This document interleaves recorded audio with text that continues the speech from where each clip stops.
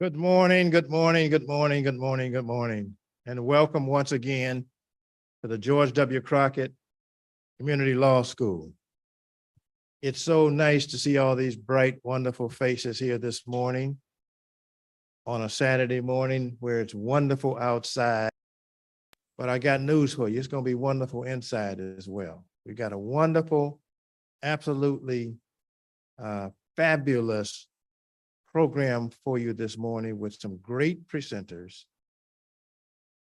I know we've got a lot of folks who've been here before, but I do want to just mention that the George W. Crocket Community Law School is a law school that's intended for laypersons, where we want to provide information to folks who want to know the law without being in the structure of a formal 3-year high tuition law school. This is brought to you by the Detroit branch of the NAACP. It is part of our Thurgood Marshall, Ruth Bader Ginsburg Legal Initiative. And I know all of you know the name Thurgood Marshall, a champion on the Supreme Court for many, many years. And I know all of you know the name Ruth Bader Ginsburg, who was also likewise a champion on the Supreme Court. So let's get started this morning. We're going to talk this morning, we're going to bring in some persons who are going to talk to you about family law and about estate planning.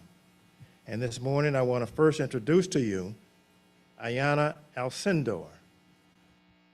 I think one of the things, her bio is in your packet, but one of the things I want to highlight about her is that she is one of the 40 under 40. That means 40 upcoming bright young people who are under the age of 40 were selected to be honored. She's one of those persons. She has a bachelor's degree from Denison University in Granville, Ohio, and her doctorate degree from Western Michigan Thomas Cooley Law School. And don't be misled by how young she appears. She is actually the founder and partner in her own law firm.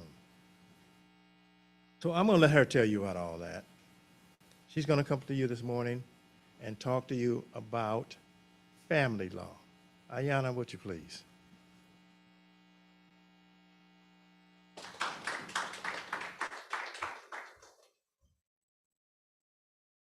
Good morning, everyone. I am attorney Ayanna Alcindor. I am a partner and co-founder of Great Lakes Legal Group. We started the firm in 2018. Oh, this moves. I practice family law, probate, and criminal defense. I've been in practice since 2014, so this is my 9th year of practice. And family law is one of the largest areas of law that I practice. So let's get started. So what is family law? Family law is also known as domestic relations. Little disclaimer there, this is not legal advice. I'm just giving a broad overview of family law. So what is family law? It's also known as the domestic relations, and it's the section of rules and laws that should decide how conflicts in family matters should be resolved. Those matters include those common things that people think of when they think of families, which is divorce, custody, child support, parenting time, and paternity. But family law also includes matters as adoption, matters such as adoption, surrogacy, name changes, emancipations, personal protection orders.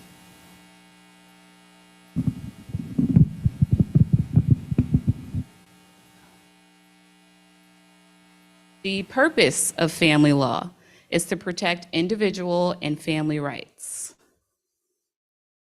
So I thought it'd be a good idea to go over some of the laws, rules, and conflicts that arise in some of these common family law matters. The first being divorce.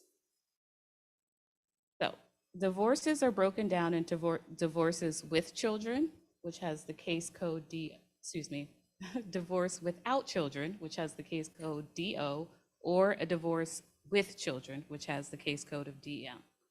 A divorce is a legal termination of a marriage. Once the divorce is granted, the parties are free to remarry. In order to get a divorce, the parties must be legally married.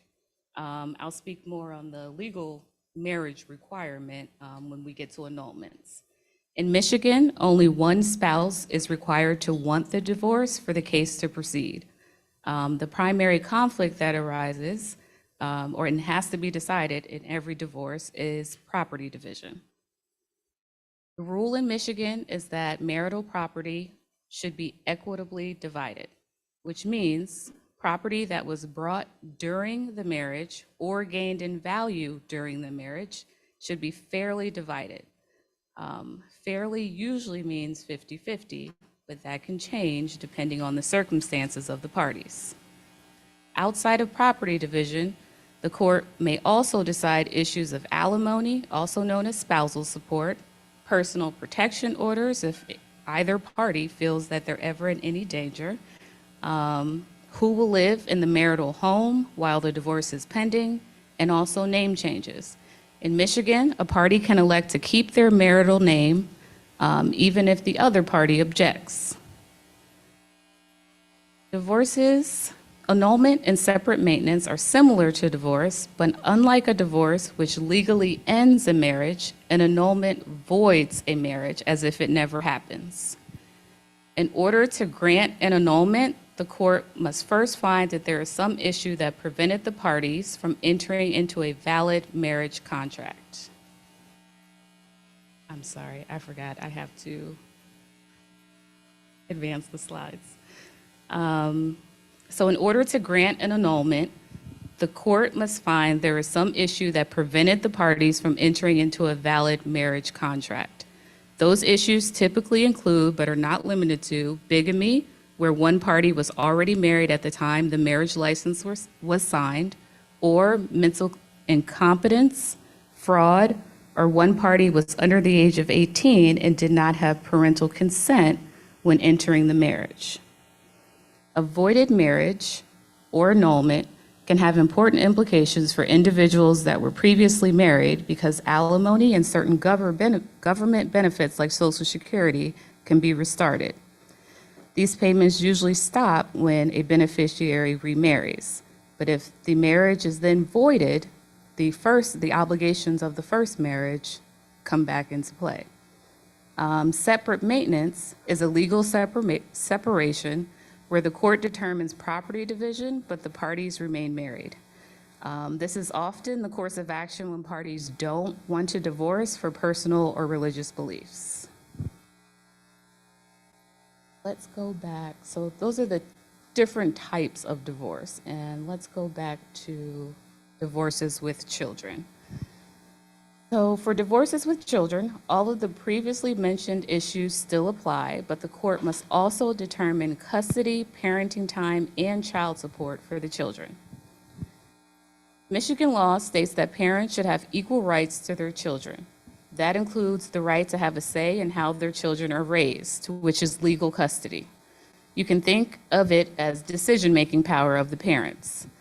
Common legal custody issues are what school should the child attend, major medical decisions, and what religion the child is brought up in. The default legal custody arrangement in Michigan is joint legal custody, where the parents have equal say in major decisions for the child. Physical custody is usually awarded to the parent that the child spends the most time with, and will normally designate that parent's home for school purposes when the parents share joint physical custody. You may hear one parent referred to as the custodial parent. That parent has primary or sole physical custody. In cases where parents are unavailable because of incapacity, abandonment, or incarceration, grandparents, guardians, or anyone standing in the shoes of a parent may be granted certain custodial rights. Whenever the court decides custody, it must also decide parenting time and enter a child support order, even if the child support is set at $0 a month.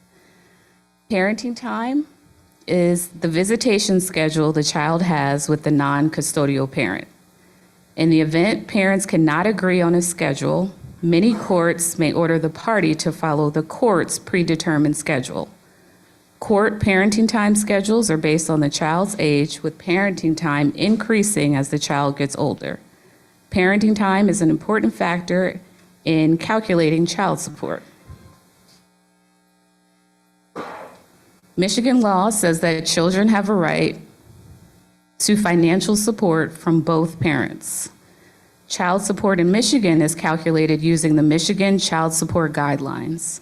The calculation takes into account the party's income, the number of overnights each parent has with the child, which parent pays for the child's medical insurance and daycare. Excuse me. Non-payment of child support, also called child support arrearages, can have serious consequences, including criminal penalties, such as passport sanctions, driver's license suspensions, and tax refund offsets. Non-payment of child support is a 4-year felony that carries a fine of up to $2,000. And this criminal statute also applies to spousal support. The threshold for the non-support felony is usually $5,000 before criminal charges will be imposed. The threshold for passport sanctions is $2,500, and 2 months of missed support is enough to impose a driver's license suspension. Michigan family courts are required to determine that anything that relates to custody, parenting time, and child support is in the best interest of the child. For example, if the parents disagree on which school a child should attend, or the parent wants to become the primary custodial parent, the court must first determine that the change is in the best interest of the child. The court will weigh the best interest factors, which are listed here. There are 13 factors. Not all of the factors apply to every case, but those that do should weigh into the judge's decision. The court also has the ability to consider any relevant factor that the parties bring up. So you might be asking yourself, how do you win in family court when families are involved? I always advise clients to be a good parent or a spouse. That means taking an active part in your child or spouse's life, making sure that they have the things that they need, and just being present. Also, I advise them not to be petty. This is a court. Courts cannot step into your relationship with the parties. They can only set certain standards of how you should conduct yourself with the other party. If children are involved, you want to make sure that any of your proposed actions are in the best interest of the child. And most importantly, family court is not the place for revenge. It's best that you try to work out some type of arrangement or agreement with the mother or father of the child or your spouse before entering court. I know that was a lot of information. Any questions?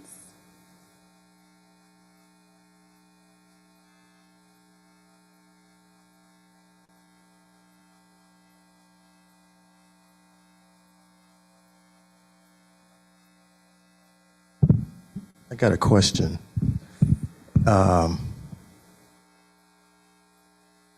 You were talking about grandparents. And we got a lot of grandparents in our community who are raising children without a court order. And I heard that there's no statute that gives grandparents rights, visitation, custody, etc. Can you just expound on that and tell us, what do people do? I mean, grandmother is raising these children and they get sick. Right.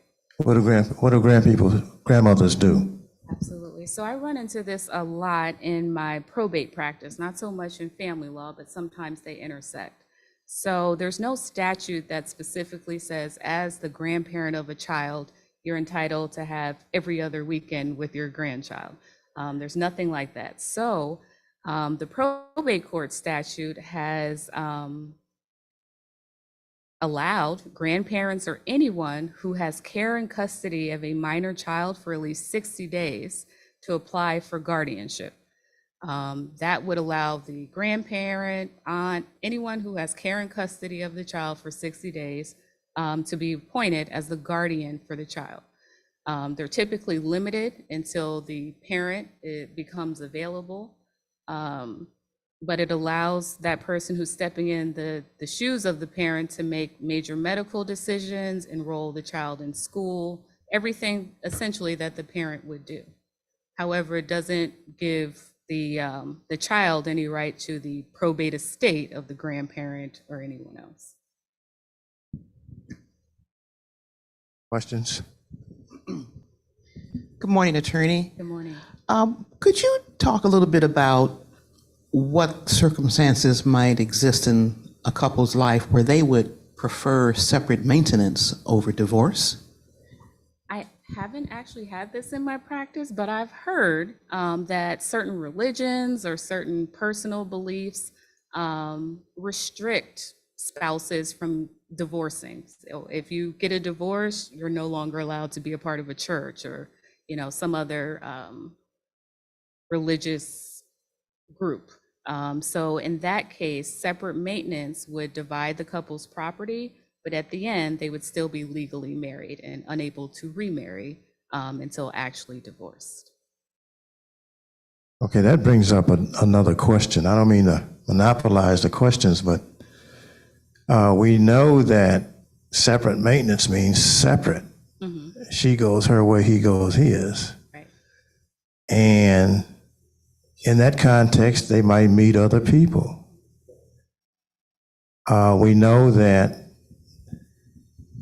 if a child is born to a married couple, it's presumed to be the child of both parents, even if it's not. So tell us a little bit about that. So I have had this in my practice. Anytime a child is born to two married parents, that child is presumed to be the biological child of those parents. So either parent has equal custody, parenting time, and the child has a right to child support. When there is hate to call it an outside baby, but a baby that is not a product of those two married individuals, that baby is still presumed to be the child of both of the married parties. In the event that a man believes that he is the biological father of the child, he has to seek intervention of the court and revoke the paternity of the other individual. Does that make sense? Your husband. The husband, Right. right. He would have to revoke the husband's paternity in order to paternity to be bestowed on the outside.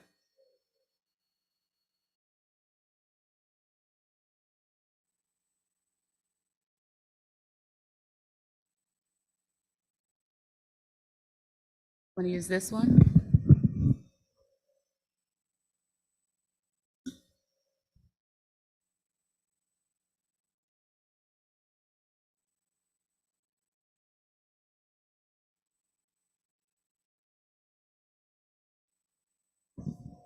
Here's what I was trying to ask you. I had this happen in one of my cases years and years ago, where I had a client who was incarcerated. His wife had a child, and then when he was scheduled for release, and this goes back to something we talked about last week, he could not secure employment, yet he had a child support obligation on him. How do you deal with that? I mean, how does a guy coming out of prison deal with that? What does he do? Call you. Yes, and immediately file a complaint to revoke paternity. If you don't believe that you're the father of a child and the court has already instituted a child support obligation, first you were required to have noticed that this case was initiated. If that didn't happen, the court needs to know about it. Also, there are time limits. So once a child reaches the age of 4, you're almost stuck with paternity. It's a really hard fight to revoke paternity after the child has turned 4. So get in contact with a lawyer as soon as possible. I always advise clients not to sign any paperwork. If you're unsure of whether a child is yours, I wouldn't sign anything until you have some type of genetic testing done. That's court ordered.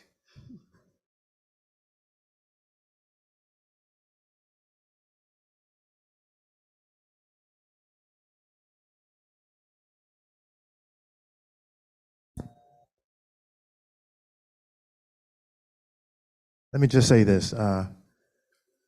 We didn't get our batteries recharged, so we've only got one mic right now. So we're going to pass the mic back and forth. Attorney Alcindor, so the national right now is same-gender marriage, and I'm wondering whether you could talk a little bit about what happens in Michigan courts in situations where one parent does not share the biology of a child, but wants joint custody and the obligation or the right, the privilege to also care for that child financially. That could be tricky. So in cases where there's a same-sex couple and one has come into the relationship already having children, it's likely that paternity and child support and custody have already been determined for that child. In that case, I would again, if the other parent is not present in the child's life, I would go the guardianship route. If you have care and custody of the child, you should have some type of say-so in what's going on with them. So I would file for guardianship. But in the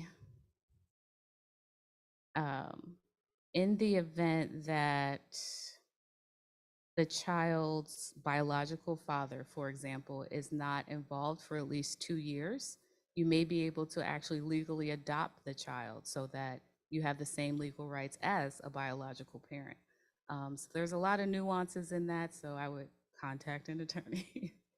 There's a lot going on there, but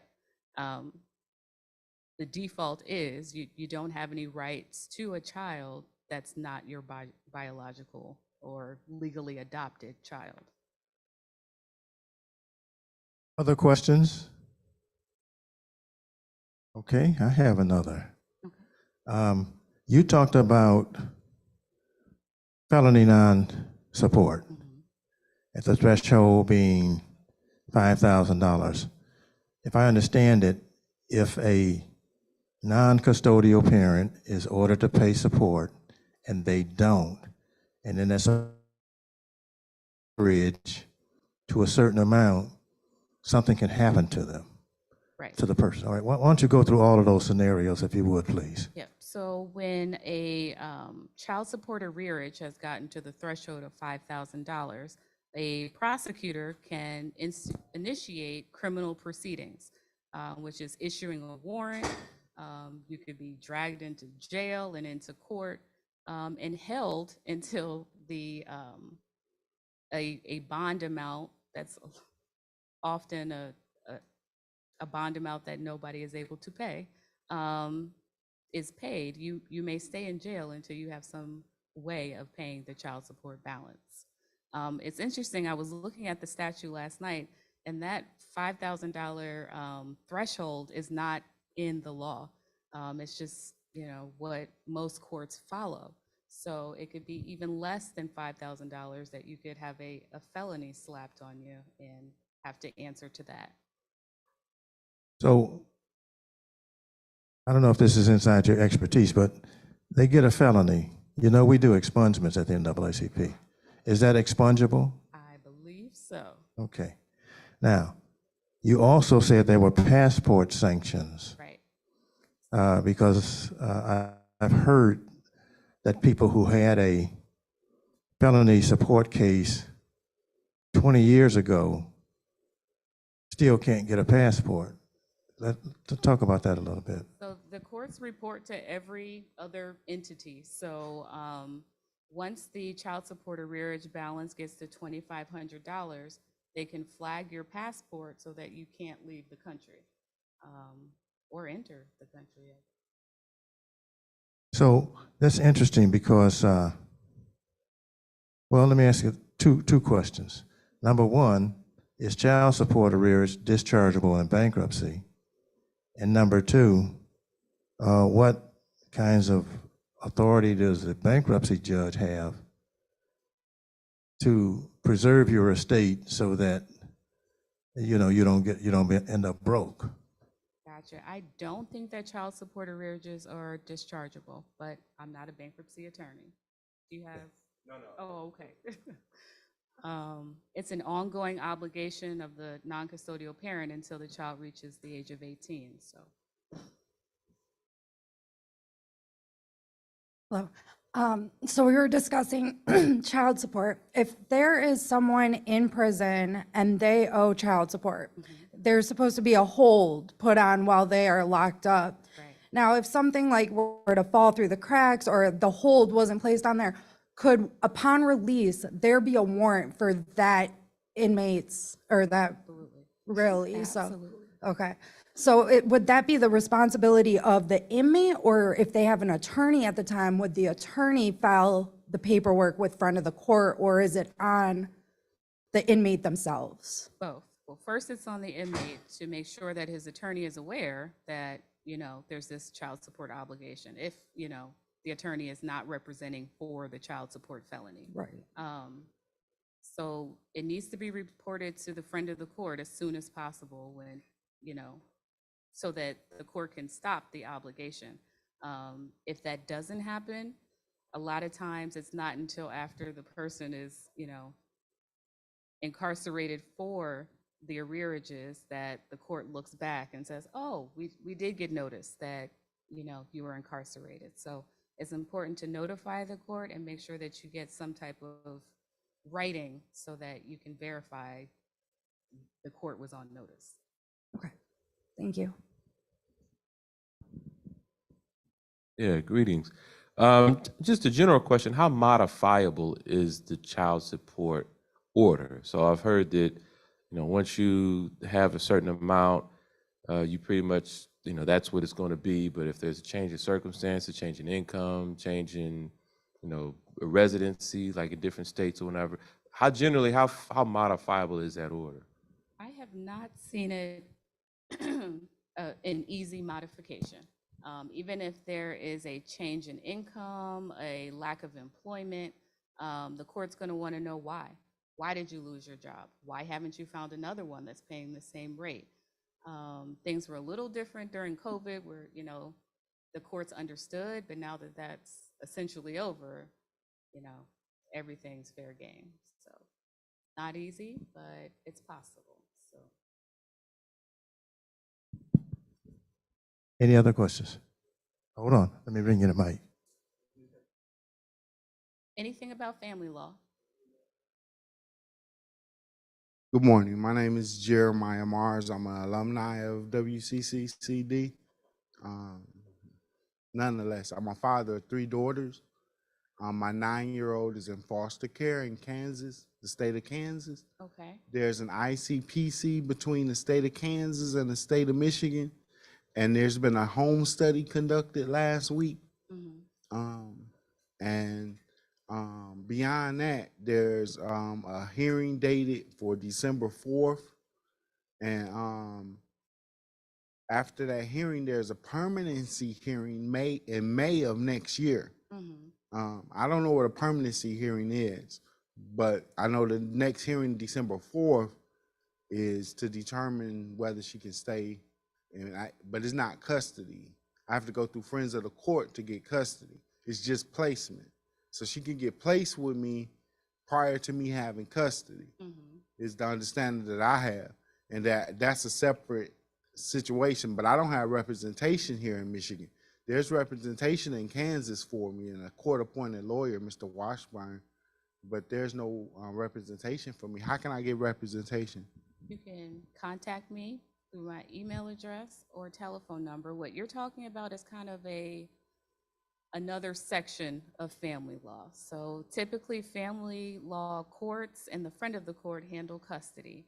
And then on the other side of that are juvenile proceedings that involves foster care, neglect, abuse, where a child is taken from the biological parents and placed outside of the home for a certain amount of time. The permanency hearing is determined whether that new environment is going to be permanent, whether the parental rights of the biological parents are going to be terminated, and the child being placed on the potentially being adopted by new individuals. Right. But the court may step in and could potentially terminate parental rights. I'm not saying this is in your situation. To the mother, to either parent, a court can terminate parental rights. Gotcha. Questions? Any other questions? We'd like to thank Attorney Ayana Alcindor. Thank you.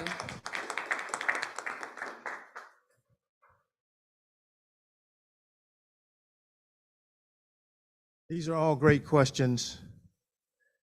I know that everyone's question wasn't answered. I know that there are opportunities for you to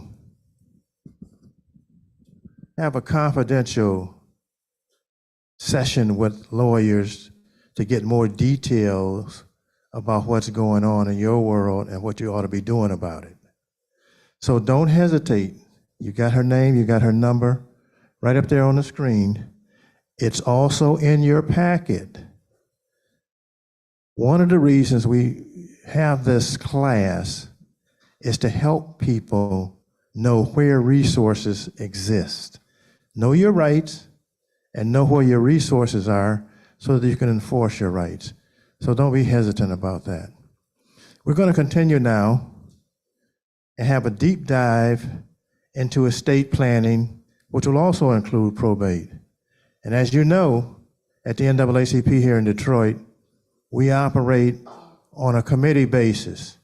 That is to say, we have committees that address all kinds of issues that we have to face. The committee that oversees this George W. Crocket Law School is the Legal Redress Committee. And we have a chair of that committee. His name is Richard Mack. I'm going to ask him to come forward now to introduce our next presenter.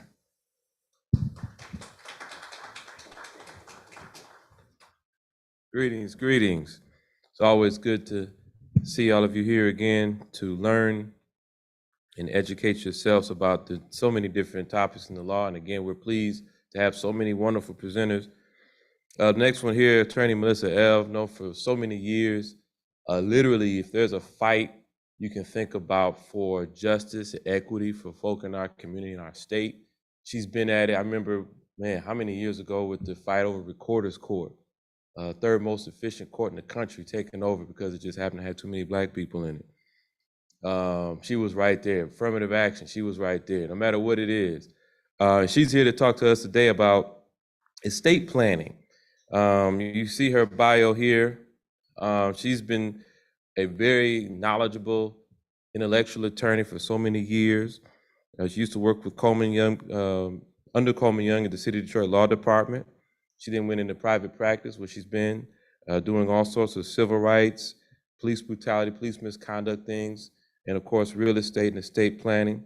And she's going to be giving us a lot of great information about that. She's an intellectual person, so get your pens and paper out. God bless you. And here's Melissa F.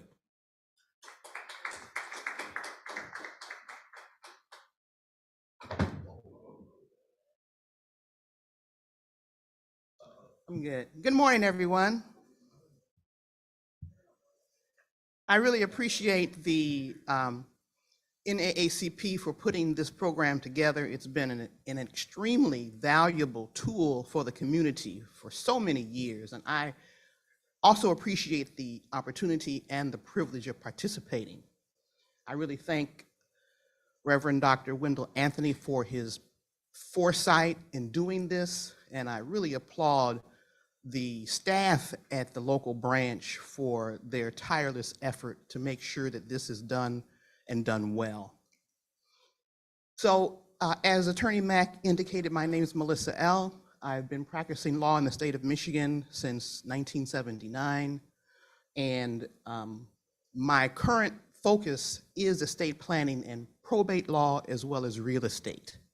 And I moved into that area because I found that as a civil rights attorney who was winning awards and verdicts for people and putting lots of money in their hands, sometimes for the very first time, they had no notion on how to hold on to their new wealth because the law has changed somewhat, but there were times in Michigan and federal law when personal injury awards were completely tax-free. And I saw people receiving six-figure awards, and 2 years later, they were broke. And that just really broke my heart. So I decided to make estate planning a part of my practice so that people could understand how to hold on to that wealth and pass it on to the next generation. So we're going to do two things this morning. The first thing we're going to do is talk about the few areas in the law in Michigan where you can get things done and you don't have to hire me and you don't have to go to probate court hardly at all. I get a lot of calls from people who don't have a lot to accomplish, but they are completely unaware of how to navigate the process. They don't know the laws in Michigan that will allow them to do certain things and do them efficiently and at no real cost. So we're going to talk about that first. And then after we have that discussion, I'm going to talk a little bit about the importance of estate planning. And the operative term there is planning. So many people don't do anything. Wait until the last minute. I can't tell you how many times I've gotten calls from family members and their loved one is in hospice. Their loved one can hardly hold their head up because it's time for them to go home to the Lord. And I tell them, I have to at least make a baseline assessment as to whether or not the individual is even capable of having a conversation with me. And it's often much too late. But if we plan, we don't have to worry about some of the things that occur if you don't. And the other thing I want everyone to appreciate is that you do not have to be a rich person to have an estate plan. Whatever you have accomplished, whatever you have accumulated has value to you. It could be your household furnishings. It could be that coin collection that your mother gave you. It could be that classic car that your uncle let you have, that you have babied all those years. That's part of your estate. And you can have the power, if you do it right, to make sure that that asset, whatever it is, goes into the hands of the people you want to have it. So let's first of all talk about finalizing an estate with little or no probate. You can do it yourself. Did I just turn my thing off? There we go. No, so we need some technical help here.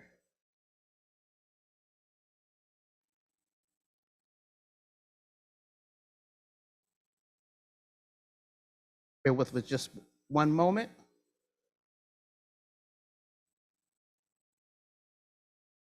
Now, which button do I press? The arrow? Got it. Okay. So there are situations where you don't need a lawyer or probate court. The first one is transferring title to a vehicle. The next is access to a small financial account, whether it's at an investment agency or a local bank or credit union. The other situation is transferring title to real estate and taking care of your household effects and personal items. First, regarding the vehicle. Did you know that if all your loved one left was a vehicle, that the Secretary of State will transfer title to you at the counter for the cost of a new title. But there are certain limitations to that. First of all, you've got to bring a certified copy of your loved one's death certificate. You've got to have the current title or registration of that vehicle. You've got to have your own photo identification to prove you are who you say you are. And you have to sign an affidavit that you will not probate your loved one's estate. Now that's important because the Secretary of State doesn't want to give you title to your mother or your father or your uncle or your wife's or your son's or your daughter's vehicle if there's other things in the estate and that really needs to go to probate court. But if all you have is a vehicle, essentially, and that vehicle is free and clear, then that's the process. And you don't have to hire me. You don't have to go to probate court to get permission. You just take those documents to the counter, make your appointment with the Secretary of State, and you are done. Now, the other thing is this.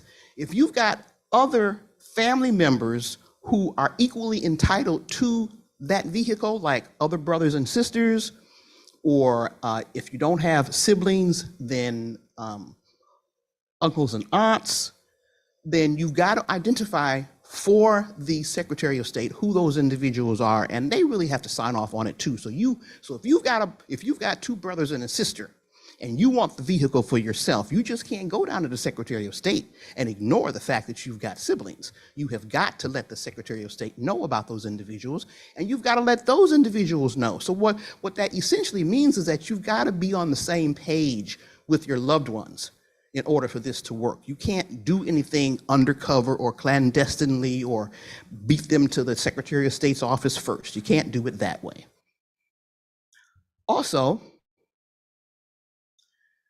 I think the easiest way to avoid probate court and not spend any money is to assign beneficiary designations to your assets. That, I'm telling you, is so important. I have a situation now, as a matter of fact, where an individual had an investment account. It's like over $340,000. And he has a surviving spouse and he has 3 children. But he didn't put anybody's name on that financial account. And now we've got to go to probate court. They've got to spend money with me and spend time 4 or 5 months, because you got to give creditors time to make claims if there are any, when all he had to do was tell the financial institution, when I die, give this to my wife. And all she would have had to have done was present his death certificate, prove she is the spouse, and the money would be hers. So assigning beneficiary designations is one of the easiest things you can do.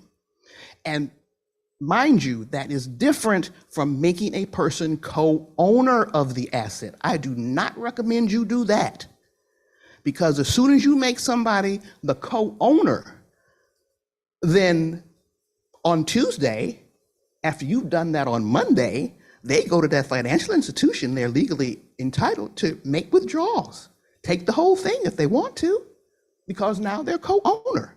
And you don't want that. Unless, of course, you do want that. And if that's fine with you, then okay. But usually people don't want that. What they want is you to have what's left when they're gone.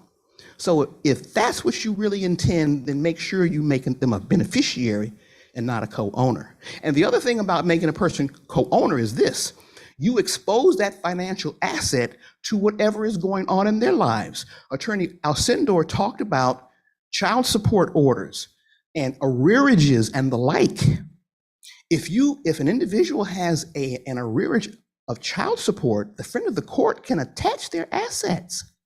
And if they're now the co-owner of your account, guess what happens? It dwindles, it disappears, and you don't want that either. The other thing is this: if you make an individual a co-owner of your asset and they pass away, now their estate owns half of that money in that account. So you really want to take care to make sure that's what you do: beneficiary designation and not co-ownership. So let's say, for example, there's a small bank account that your loved one has, and that's all they have. There is a statute in Michigan, and I cited it, MCL 700-3983. And I invite you, just Google that. Just put it in your search engine and pull that statute up and educate yourself on what the statute says. You are able, pursuant to that statute, to complete a form. The state court administrator's office, that's run really by the state Supreme Court, has put together a number of forms that lay people can use to complete the things that they need to do. And one of them is called PC 598. That document says that if you wait 28 days after your loved one passes away and go to the bank with your loved one's death certificate and make sure that you affirm that there was no real estate in their estate, and the account is worth $25,000 or less, and when you look at that statute, the statute's going to say $15,000, but the legislature says that the cost of living will allow the increase in value of an asset every year. And as of the end of 2022, that $15,000 limit rose to $25,000. So if that account is $25,000 or less, and you affirm you are not going to probate court, and you also let the bank know or the financial institution who the other heirs are, they will give you that money. They'll just give it to you. Now, here's a dirty little secret. The probate court doesn't really tell you about this, but I'm going to tell you because it's going to save you time, it's going to save you money. And the other thing is the probate court doesn't want any more new cases. They've got enough already. So if you can use PC 598, and I'll tell you later where to find that form, and get that money and distribute it to the loved ones who need it, then you're in good shape. And that reminds me, anything you see in this presentation, feel free to take a screenshot of the information so you can preserve it. Next, let's say, for example, you can't use that affidavit. Let's say, for example, it just doesn't apply in your situation. Then there is another way you can do it. Now, this involves a little bit of probate, but not much. You still don't need me. And the court will be very happy because once you complete your paperwork, they'll make a decision that day, as long as the court is live. So Oakland County, you take your paperwork to the counter. Macomb County, you take your paperwork to the counter. Washtenaw County, I believe they're live now. You can get this done in a day. Now, it's going to take a little longer in Wayne County because Wayne County is still virtual. So it could take maybe a week, but still, you're done, and you're done in fairly short order. So what is this petition and order for assignment? It's PC 700-3982, and it's form PC 556, which is the petition, and PC 5560, which is the order. 3 little pieces of paper, and they're very self-explanatory. All you have to do is follow the instructions, provide the information on the form, sign it, date it, send it to the court with the following: a paid funeral bill receipt. Let's say, for example, you paid for your loved one's funeral, and you've got a receipt from the funeral home in your name. You can use that. You have that document, you have the certified copy of the death certificate. You show to the court with a bank statement or a letter that the asset is worth $25,000 or less, and that there's nothing else in the estate. And that's why I said estate worth 25 or less. And you are either the surviving spouse or another heir, which is a child or brother and sister and the like. You complete that form. I think the filing fee may be $50 or $75. And either at the counter that day, you'll get a certified copy. You'll take that certified copy, which is an order from the court, take it right down to the financial institution, or in the instance where the financial institution is out of state, you mail it to them, or however they wish to receive it, and you will get the money. And that's just the end of the story. It works really well, and more people should use it. I really take the position that if I can empower you with information and give you the ability to handle your own business, it really helps you to engender a sense of accomplishment. There's nothing worse than going into a situation like a court controversy or probate, having no notion as to what's about to happen. And I represent people who are ordinary folks up to the highest educated individuals. And in a court situation, it doesn't matter how much education you have. If you don't know what's happening, it's a very bad emotion to contain, especially if you're dealing with the death of a loved one and you haven't had a chance to grieve. So I believe it's important to educate yourself, and that's why I give you the statutes.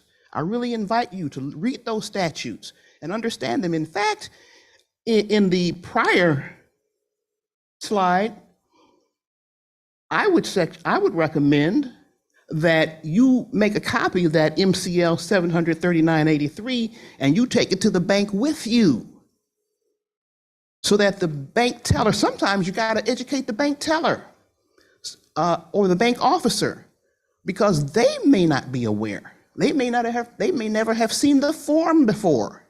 And I do assure you that no matter what you do with a financial institution, especially those locally, you're not going to get the money that day. They're going to send all of your paperwork to their legal department to make sure that there's no fraud, to make sure that all the T's are crossed and the I's are dotted.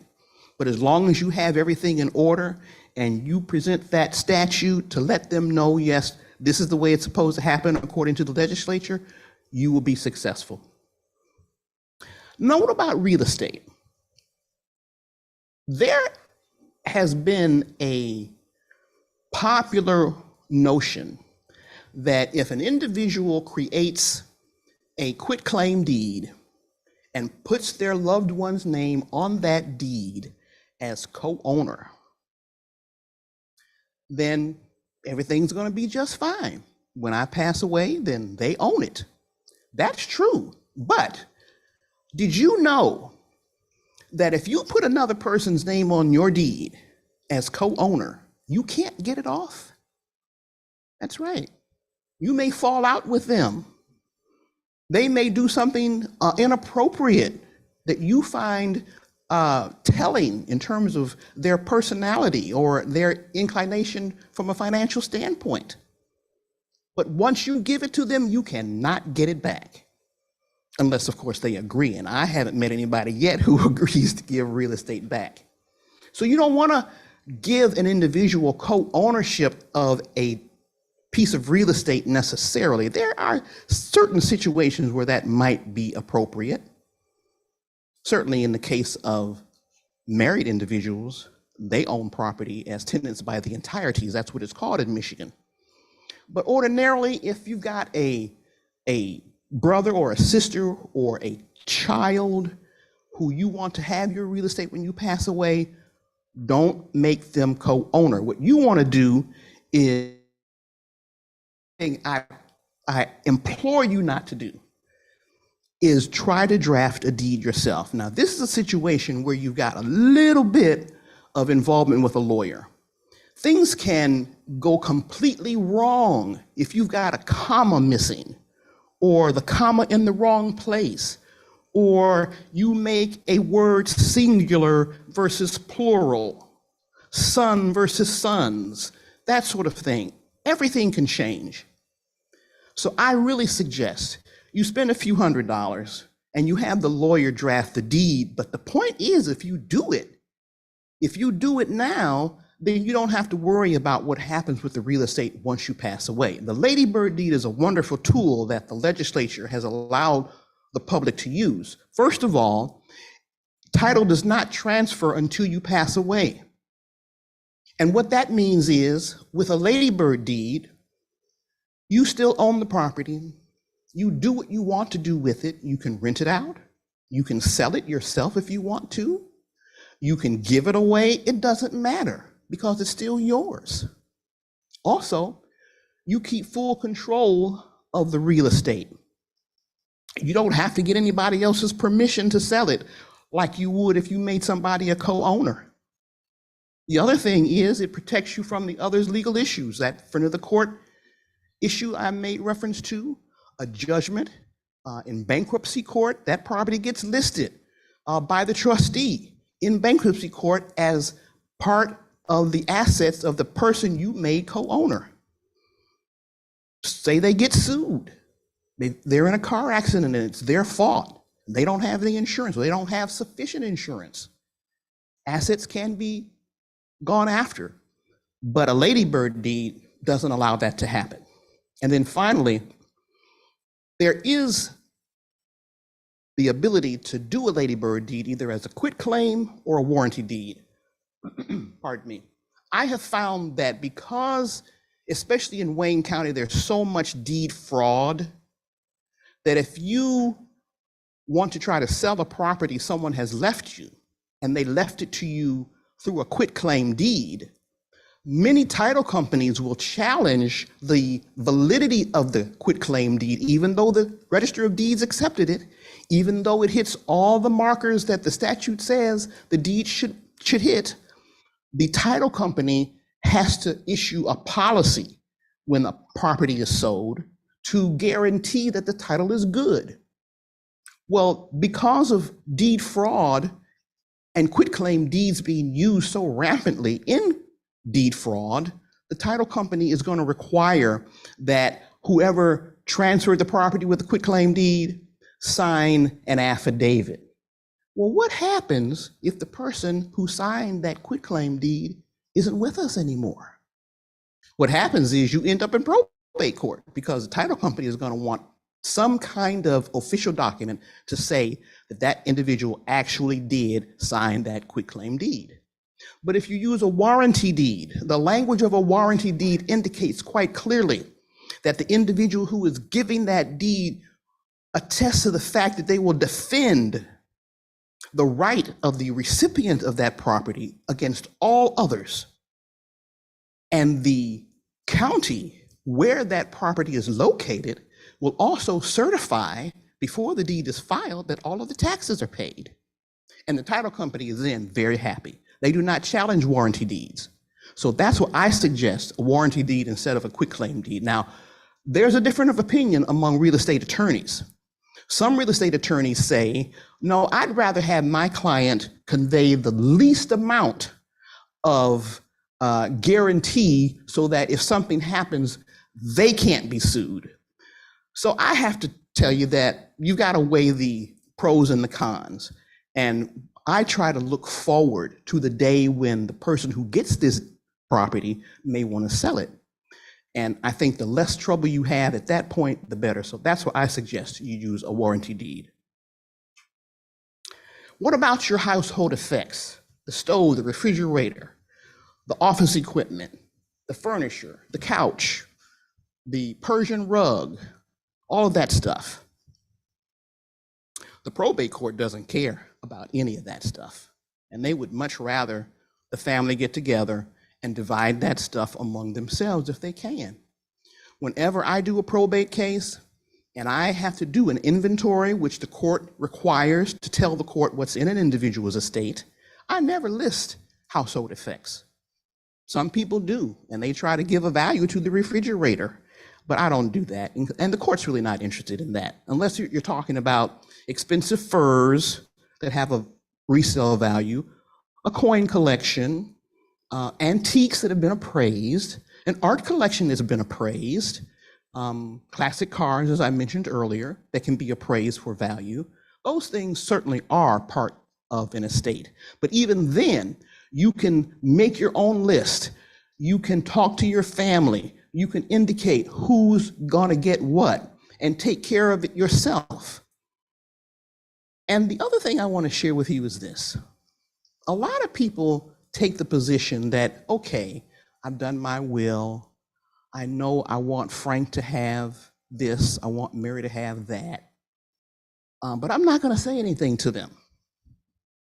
I think that's a bad idea. I think it's important that you be transparent, that you tell your family members what you are up to, so that although people can still be contentious, at least everybody's heard from your mouth what is supposed to happen.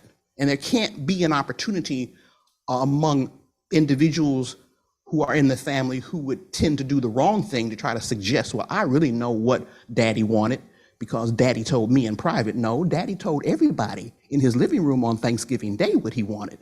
So you can't now try to change that situation. So with personal property that naturally depreciates, take care of that yourself.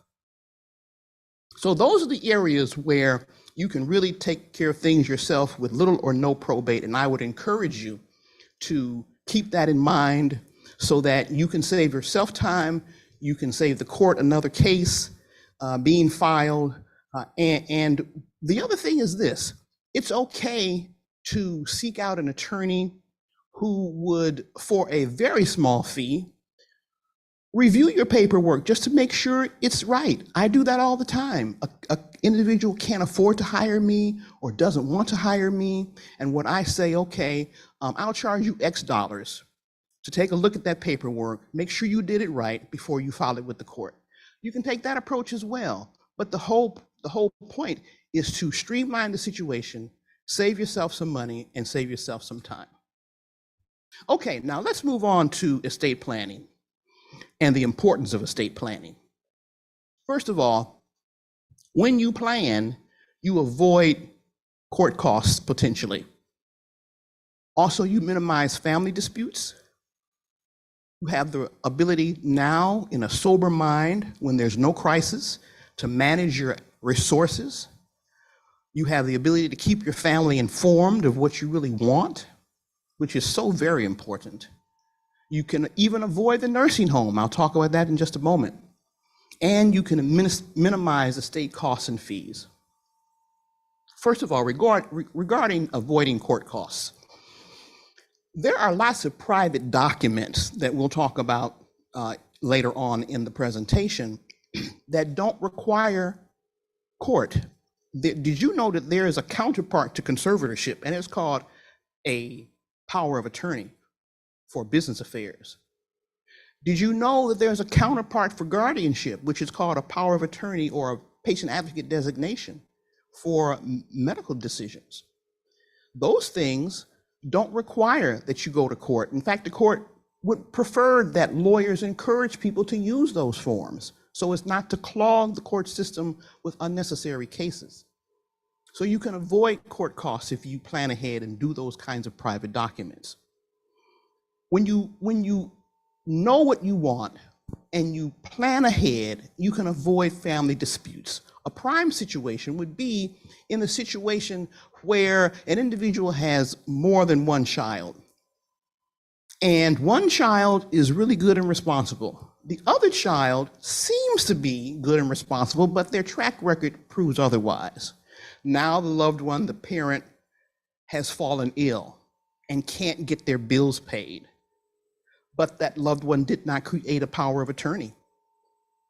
Now, those two siblings are clashing about who's going to take care of mother or father's affairs.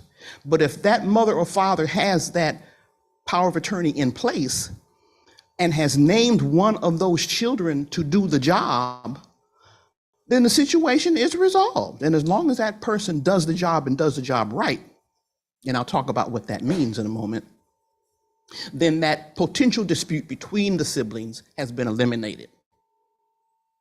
Also, regarding managing your resources, by planning ahead, you can predetermine who's going to get what. And I'll talk about that in a moment regarding trusts. You can really make sure that the people who need your assets most, the things you have saved and worked and toiled for, go to the people who really need it. Like, for example, your grandchildren versus your children who are doing all right on their own. Keeping the family informed, you're going to hear me say that a lot, because so many people will create their documents and tuck them in a drawer and not tell anybody that they even exist. Can you imagine the shock a person would have when someone passes away and they suddenly discover that they're the successor trustee of a trust? What in the world does that even mean? What am I supposed to do now? When you keep your family informed and you let that trust, that new individual who will take over for you in the future, know what their responsibilities are, then you've really gone a long way to put them at ease and also give them a sense of empowerment with the other family members who may want to challenge their authority to even do it. Also, avoiding the nursing home is possible when you have the proper accounts in order. Now, you don't have to have a lot of money. And today, the concept is to age in place. And by that, I mean, you have your home that you want to stay in as long as you can. Even though you may be sharp as a tack in the mind, your body is eventually going to give out. And you still don't want to go to a nursing home, but if you are able to plan ahead and let family members know who you want to take care of you, you are able to create an account, set money aside so that when the time comes, they've got funds to pull from. Now, certainly that's going to require some discipline, right? Because we are in a society where we want everything right now. We want the latest this and the latest that. Sometimes in America, we don't save money. I remember hearing on the radio just the other day that the average savings of an American today for retirement is $30,000. Now some may say, I don't even have that, but that just lets you know how we're not planning. So it might require you don't get the newest car right now. You put that money in an account that can provide for you when you need it, so that you don't have to go to the nursing home. You can also use those funds, save them, and have your home modified. It's nothing worse than wanting to get into the tub and you can't raise your leg. But if you saved your money, put some things aside, and you identify individuals who can do work for you at a reasonable cost, you can have that bathroom fixed so that you don't have to step over a tub to get in. You can even fix it so that you can pull a wheelchair in there and take a nice hot shower. Those are the things I'm talking about in terms of avoiding the nursing home. But it takes planning. And also, you can minimize estate costs and fees. There's one document I'm going to talk about in a moment, which is a last will and testament that must be taken to probate court. But there again, even if you end up in probate court with a will, if you do the right thing by making sure that that will clearly indicates who you want to have what, then although people can contest, their contest is not going to be successful because the judge is going to follow what you say in your will. The other thing I want to share with you is the flexibility and power of a power of attorney for business matters. Remember, I told you don't put anybody's name on your account as co-owner. If you have a power of attorney, then the individual who needs to use that document for you to help you in times of disability would take it to the financial institution, take it to the bank, send it to the mortgage company, send it to the utility company, and then they are going to act in your shoes to do what you would have been able to do had you been able to. And they will act in the capacity as a fiduciary. And a fiduciary is simply an individual who has to have integrity, who has to deal with your stuff at arm's length. They can't go put your money into their account. They can't go start driving your car around town. They have to act like a steward. They have to act like an individual who is working for you. Because they have a power of attorney doesn't mean now that it's their stuff. It's not their stuff. But that allows them to handle your business for you. It's a private document, which is really beautiful. You don't have to take a power of attorney to court. The only time a power of attorney gets in court is when the individual you assign to do that job doesn't do their job well. And somebody now needs to challenge their authority under that power of attorney. It can end up before the judge at that time, but otherwise it's a private document. Nobody needs to know what you've done out in the world, right? Because in the age of the internet, anything that's filed in court can be viewed by somebody in Australia because it's a public document. But the power of attorney is not a private document. You can revoke that at any time if you're not satisfied. Say you fall and break a leg. You're fine mentally, but the doctor says bed rest for the next 8 weeks. You can't go anywhere. So you bring out your power of attorney and you have your cousin or your son or whoever it is to pay your bills for you, and then you see your next bank statement and whoa, what happened to my money?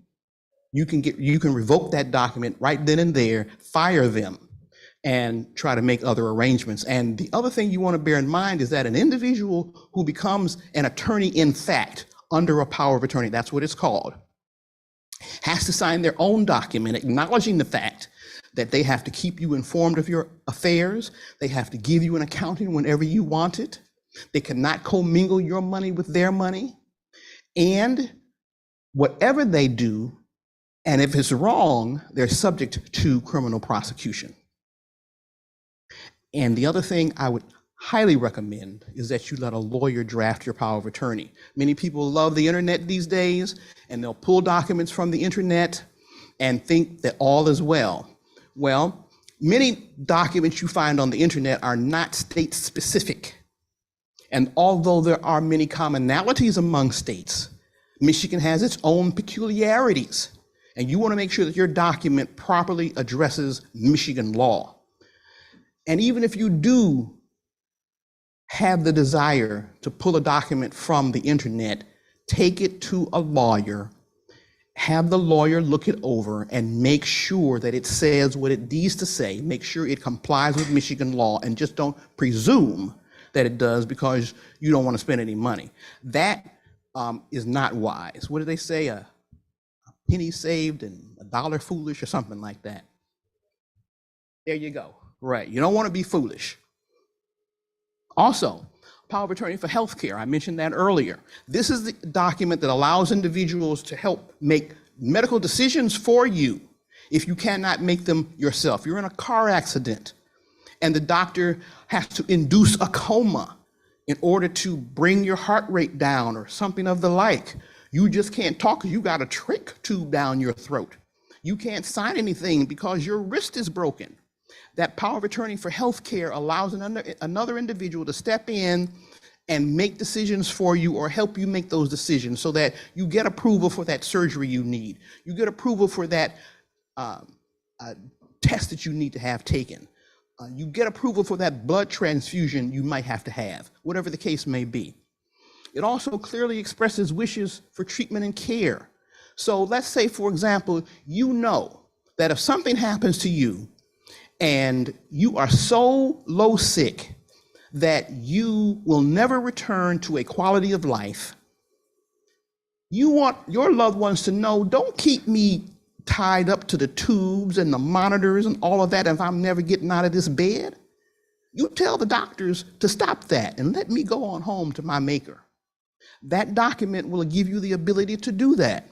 Let's say, for example, you don't want those things put on your chest to revive you. That's called a prime directive. You can tell the loved ones in this document whether you want that done or not.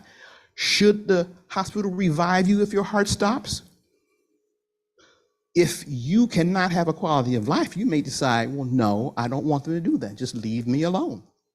That's what I mean by clear expression of your wishes.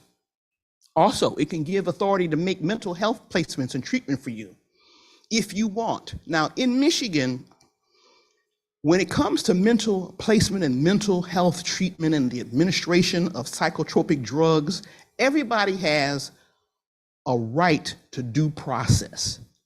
Now, if you are a threat to yourself and to others, there can be an emergency petition filed to have you placed for about 48 hours until you can get before the judge. But nobody through this document can say, give her a shot and calm her down, or take her and put her over at that place in Ypsilanti.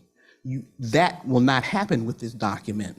That has to happen in a courtroom, because when it comes to mental health, you have the right to be heard. I've even seen where an individual who is clearly mentally incapacitated can demand a jury trial and have a jury trial as to whether or not they will be administered a psychotropic drug or admitted to a psychiatric hospital.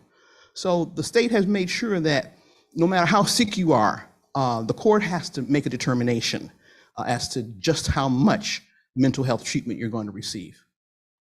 Let's talk a little bit about a last will and testament. Now, the last will and testament, as I mentioned earlier, must be taken to a court. There is no other way to administer what you decided to do under a last will and testament except to take it to court. When I put together a full estate plan for an individual, which would include the powers of attorney for business and health care, a last will and testament, which is really what's called a pour over will.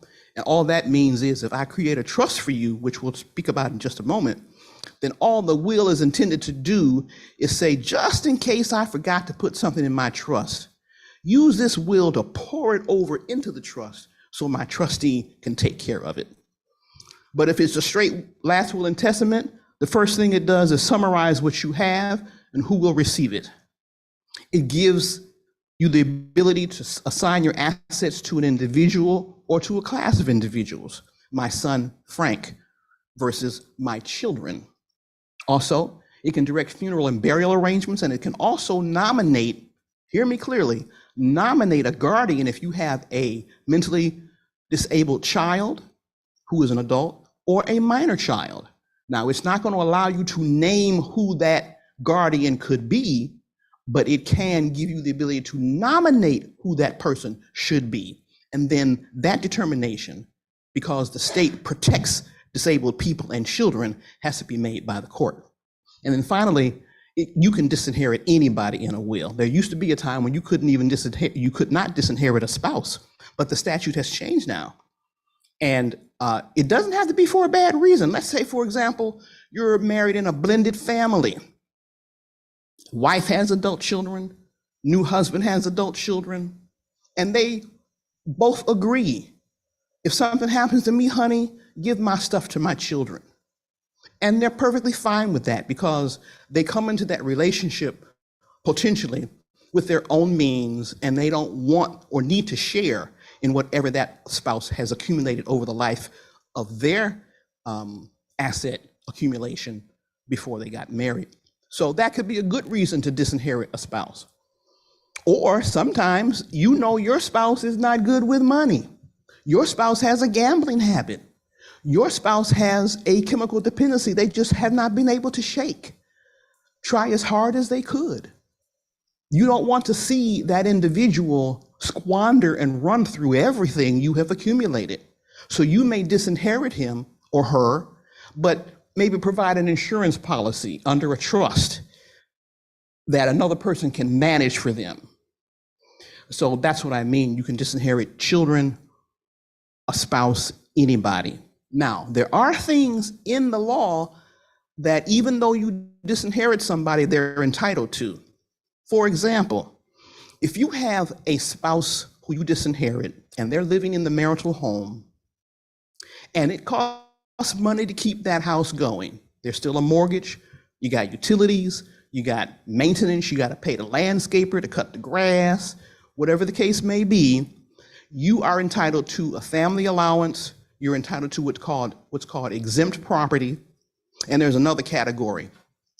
And those things, the court says, even though you're not going to get the big stuff, you are entitled to maintain that house during the pendency of the probate estate. And you ask the court, this is how much I need in my budget every month to keep this house going, and the court will give it to you.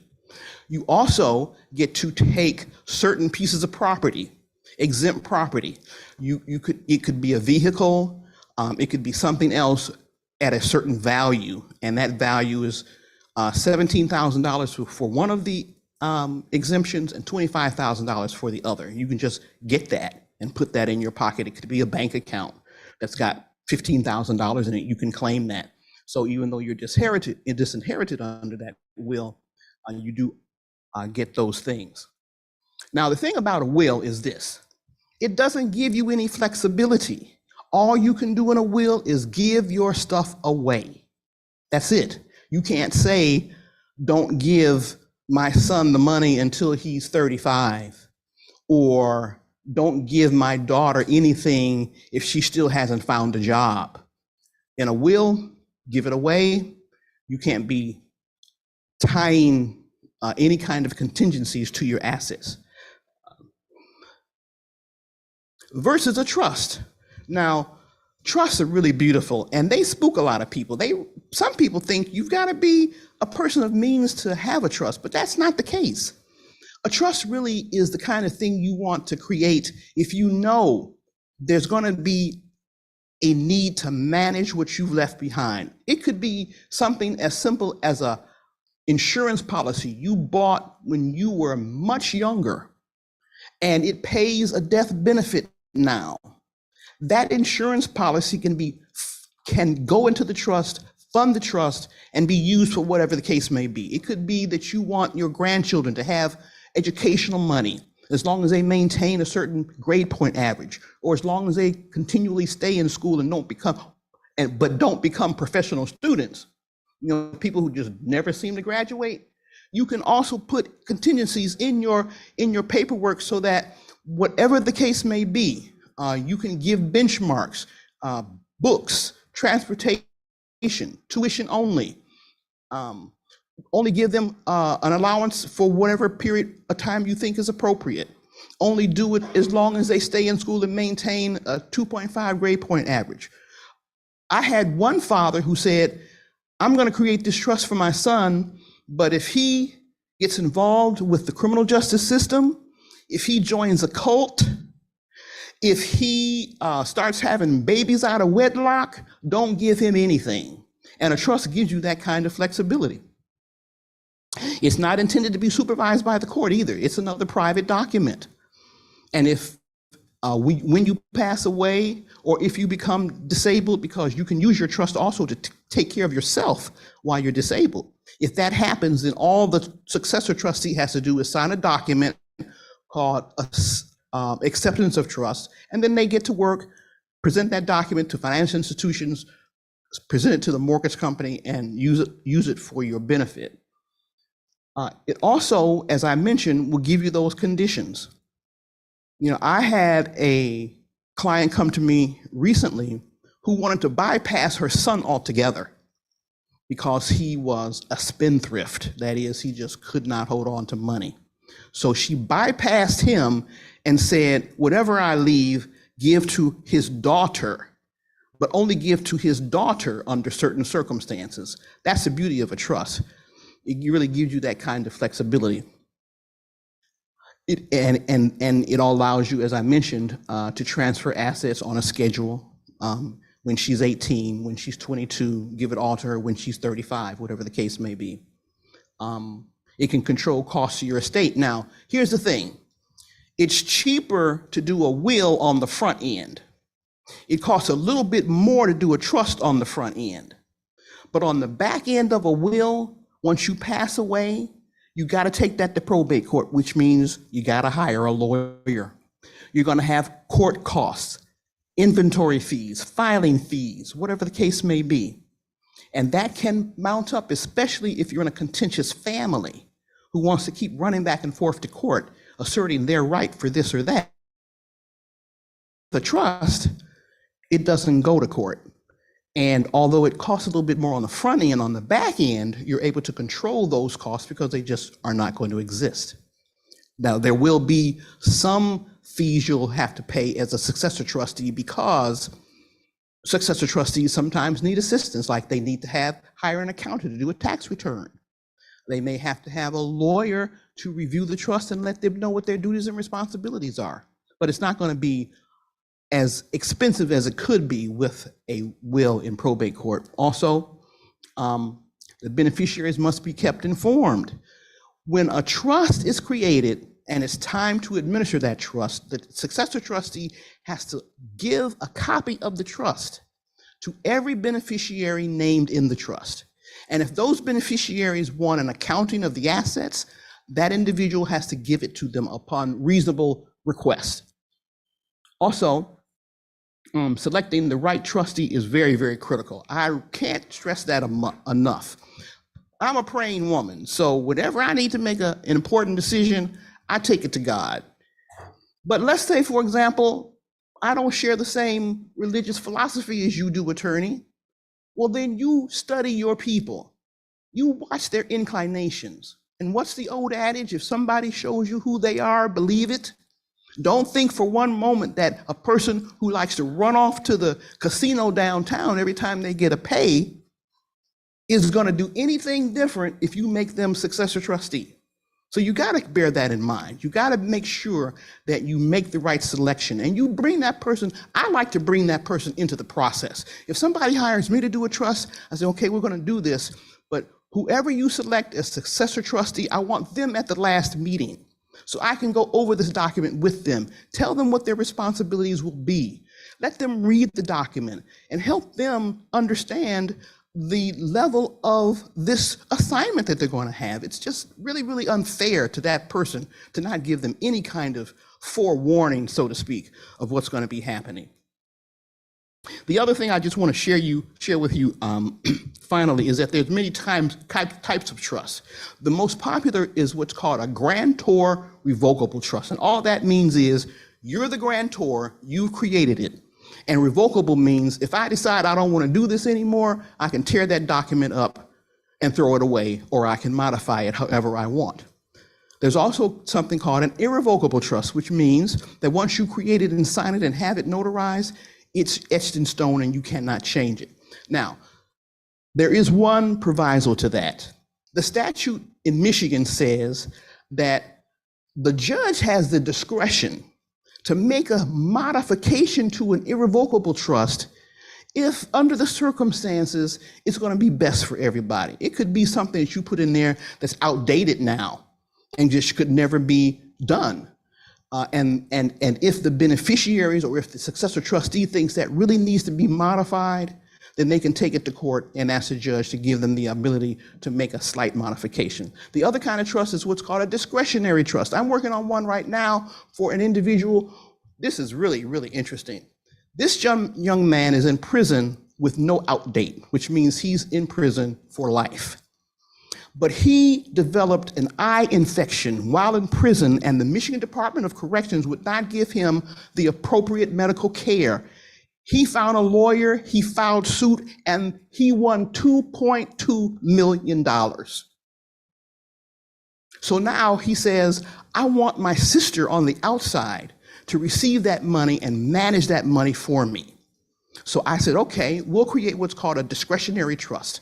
And with a discretionary trust, what that means is that the trustee has ultimate power and discretion to determine when and under what circumstances that money will be given to him. And I'll do it that way to protect him from potential creditors, even from the Michigan Department of Corrections.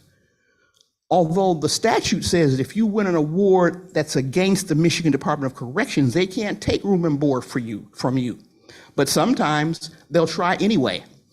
And a discretionary trust says that he doesn't even have the money if the trustee decides not to give it to him. And if the trustee decides not to give it to him at all, then the creditors can't touch it. Now, there's some exceptions. Let's say, for example, as Attorney Alcindor said, there's a friend of the court award that's out there that hasn't been paid. He's got $2.2 million. He's going to pay the friend of the court. The other thing is that if he left here owing taxes to the IRS is going to get their money. But other than that, with a discretionary trust, it doesn't have to be subject to creditors or anything like that. There's also what's called a support trust. Let's say, for example, you want to create a trust that is solely for the support of an individual. It could be that developmentally disabled child you've been taking care of all their lives. They can't live on their own. They might be 35 years old and they've lived with you all their lives because they have to. You can create a support trust, name a trustee, and that support trust can then be used to take care of that loved one after you're gone. And you can do that with an insurance policy. Insurance policies, especially term insurance policies, are one of the best investments ordinary people can make. You can get a whole lot of insurance for a little bit of money. So look into that. I'm not an insurance expert, but I would highly recommend that if you need to fund a trust, you can do it with insurance. The other thing I want to mention to you is that there are some key objectives you want to have. You can't really see that too well, but the key objectives you want to have is to organize your important papers and information. You know, a lot of people, you know, have stuff here, there, and everywhere in the house. Get yourself a binder. Get yourself a folding accordion folder and put your stuff where it can be found if somebody needs to locate it. Also, if you come to me, I'm going to have you create what's called an estate plan questionnaire, where you share with me what your assets are, what are your goals, who do you want to disinherit, who do you want to receive your stuff and under what circumstances? Are there charities? How about a church? You want to leave some money to your church? All those things I'm going to have you provide to me in an estate plan questionnaire, so then we can have an intelligent conversation, a back and forth about how to get this thing done. Also, identify the needs of the next generation.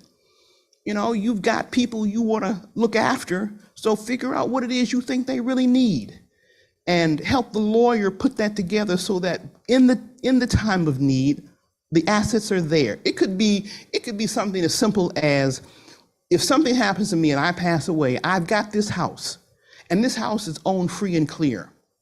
I want so-and-so to live in my house. That it could still be that the developmentally disabled adult. You don't want that adult to have to go to an adult foster care facility just because you pass away. You can create a trust and say in that trust, you keep my son or my daughter in this house, and use the money in that trust to pay the bills at this house. So you want to find out exactly what they need and make sure that it is accomplished. Also, you got to identify your trusted representative. I mentioned that earlier. Give it some serious thought, because I've seen people turn way left when they see they've got access to money. I had a horror story just the other day. It wasn't my case, but the folks said that their sister was named trustee of the mother's estate, and as soon as the mother died, the sister took everything and didn't give her siblings anything. Now, I don't know why they didn't take her to court, but they didn't. But that can happen. So you really got to study a person. Study them, and study them. And even, you know, have a face-to-face conversation with them and let them know what you're thinking about, and just, you know, see how they react. See how they continue to behave over time. If you've got somebody who is responsible, who's going to dot that I and cross that T, but they can't get along with the cat, you don't want that person, because they're going to be creating problems where problems don't have to exist. So that's a very, very key part. And then do something. Don't wait until the last minute. We got under the wire in the last situation that I had, but this father was in hospice and he hadn't done anything. Thank God he had two daughters who got along royally. They loved one another, and you could see it. And although he didn't have anything in place, he wanted them to have whatever he had. So I went to the hospital. I did my baseline assessment, because you can't do anything in Michigan if you don't have the mental capacity to do it. But although his body was broken down and he had so many debilitating physical infirmities, he was sharp as a tack. He passed my test with flying colors. I said, okay, we can do this. So I did all the things he wanted to do, and he passed away 3 days later. But it was in time. It was in time, and his daughters didn't have to go to probate court because he had beneficiary designations on everything. He not notified the mortgage company. These are the people I want to contact, who I want you to be able to communicate with if something happens to me. And I did him that ladybird deed, so they don't have to go to probate court to get his house in Rosedale Park. So you got to do something. You got to meet with a lawyer. You got to draft, update your documents. Don't do a document today and think that it's still going to be a good thing 10 years from now. Yeah, but don't do the other thing too. I got a lady, I'm telling you, every 6 months, this lady calls me and says, Melissa, I want to change my trust. I don't want my daughter to do it anymore because she didn't come and see me. I said, okay, we'll do it. 6 months later, Melissa, I want to change my trust. My son, so-and-so and so-and-so. For 2 years straight, she was changing her trust because she fell out with this daughter, fell out with that son. You don't want to do that. But you do want to update your documents whenever necessary and have that family meeting. I'm telling you, you'll be a whole lot happier, and you're going to make the lives of the person you put in charge a whole lot easier if you are transparent and let the world of your family know what you really want. Now, where are you going to find your resources? The probate courts in Michigan are extremely helpful. You can go to any of these websites. Courts.michigan.gov forms is where you're going to find those PC forms I talked about earlier and a number of other forms. Wayne County Probate Court.us has a very, very good website. It will teach you from A to Z how to become a conservator, how to become a guardian, how to file in their court. It gives you all kinds of useful information. So take advantage of it. It's out there. oakgov.com, probate, that's another one. You can even at the probate court website for Oakland County, access an old court file and find out what the status is. Probatecourt.macomb.gov is also very good, and then the Washington Probate Court is also good. I say take advantage of all of those. So that's my presentation. I thank you so much for your attention, and if there's any questions, I'm happy to answer them. Got to be some questions. Yes.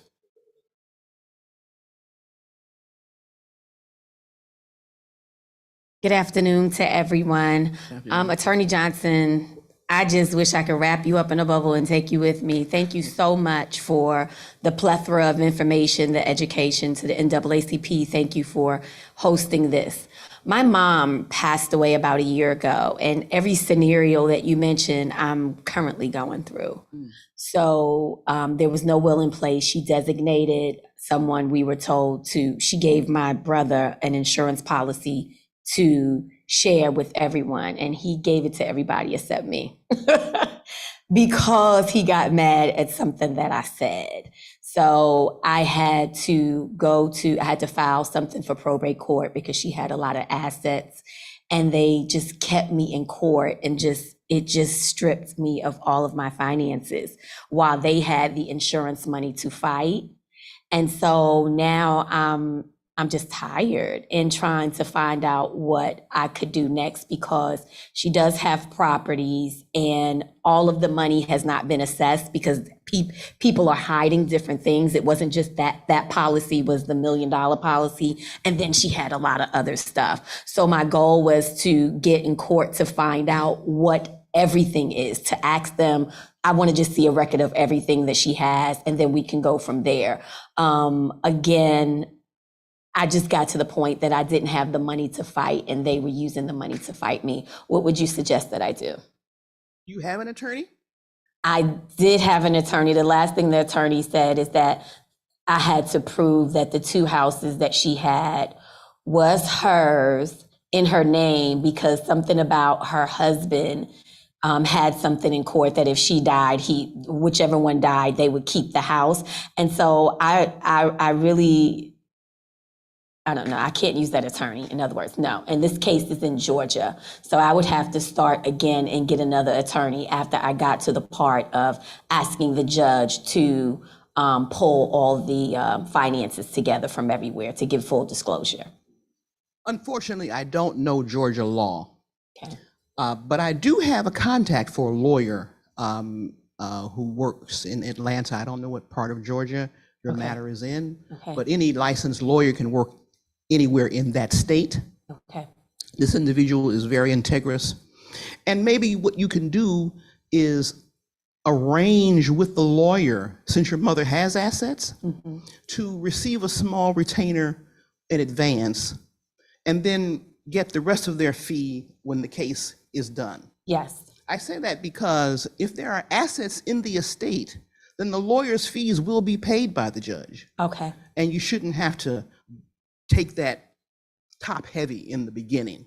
That's the thing I would do. Get another good lawyer, Okay. make an arrangement, let the lawyer know what the situation is, and bring to the lawyer an outline of the assets so that the lawyer knows, well, yeah, if I get into this fight and we prevail, there are resources there to guarantee my fee, because nobody wants to work like a tiger and then, Have get nothing. paid like a puppy. Right, right. And I mean, I paid him almost $10,000, but yes, I can do that again. And I will take that recommendation from you at the end. I'll get the contact information from the attorney. Now, because my mom didn't have that in place, I want to have that in place. So I have $1 million house that's debt free. What should I do with it? I'm thinking, I've heard people say put the house in a trust, like make it as a trust as opposed to having it in my name, or should I just make a will for my son? How should I go about that? Sure. So what is your goal with the house? Who do you want to have it? My son, Okay. And is your son an adult? he is. He's Okay. at the house right now. Okay. All right. So I think and since the house is owned free and clear, that's fabulous. Your very easy fix is a ladybird deed. Ladybird. Okay, great. That's Absolutely. what I thought when I heard it. Okay. Yeah, we can get together and do that ladybird deed, get it filed, and you can have that problem solved, with little or with a very small amount of money, because the only fee I charge is the time it takes me to draft the deed, go over it with you, and get it filed with the county. And you're all set. Awesome. Thank you. You're welcome.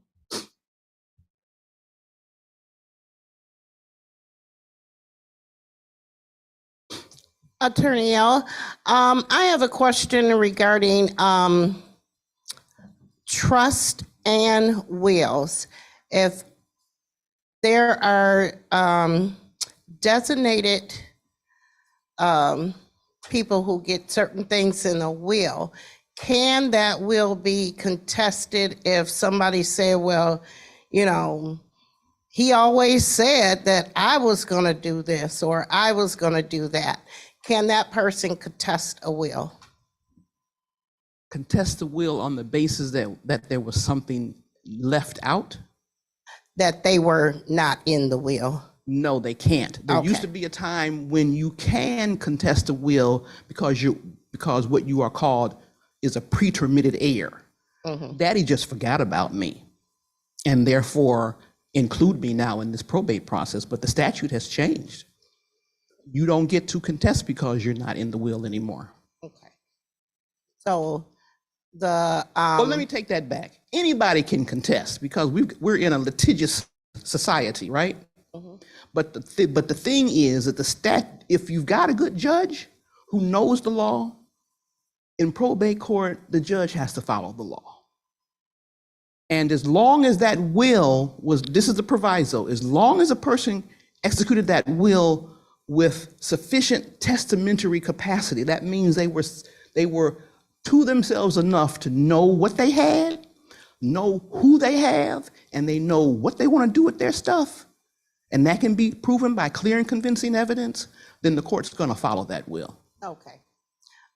Because if the person, like you said, the lady who calls you and said, I want to change my will because of this, that, and the other, and it's like every 6 months. So if that person had a notion that, okay, I'm in that will, and I know I'm in that will, but the will has been amended several times since then.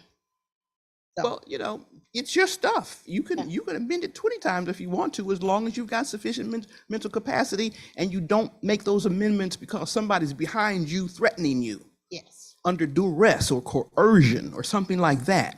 As long as that's not the situation and you are mentally competent, you can tear it up if you want to. Mhm.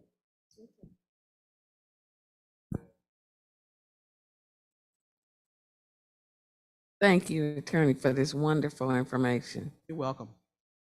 I have a question. You started talking early on in your presentation about co-owners.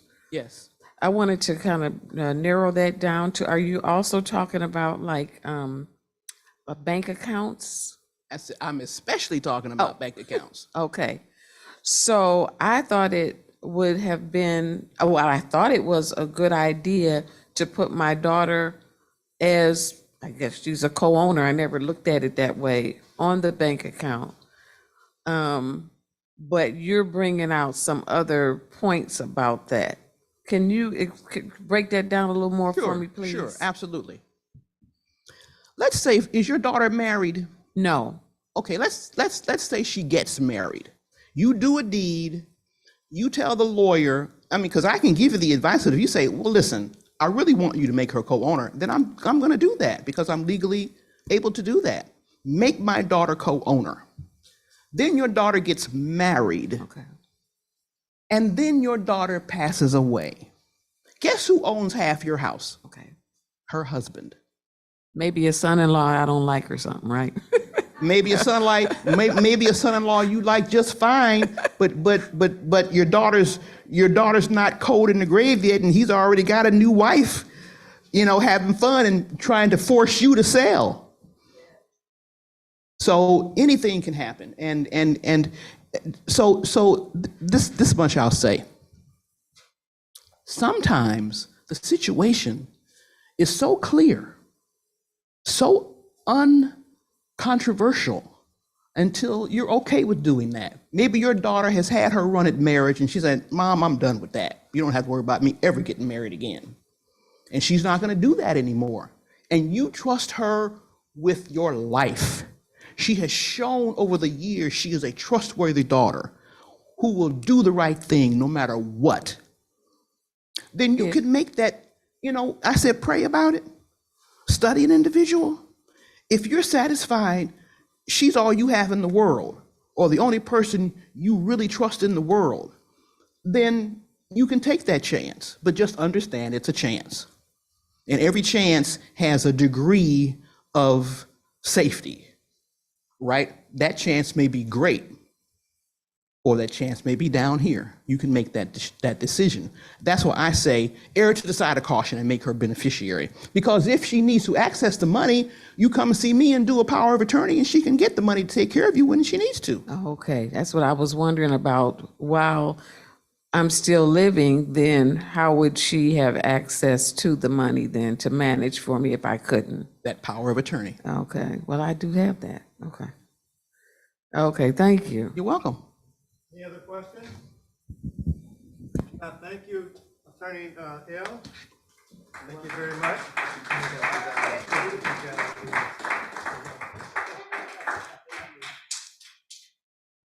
Thank you very much. Now, don't go anywhere, because we got an exciting, very, very valuable program for you this afternoon. We've got lunch here, and I'm going to ask you to grab your lunch, come back to the table, have a seat. We're going to get started as soon as everybody is reseated. All right? Thank you so much. We'll see you in a couple of minutes.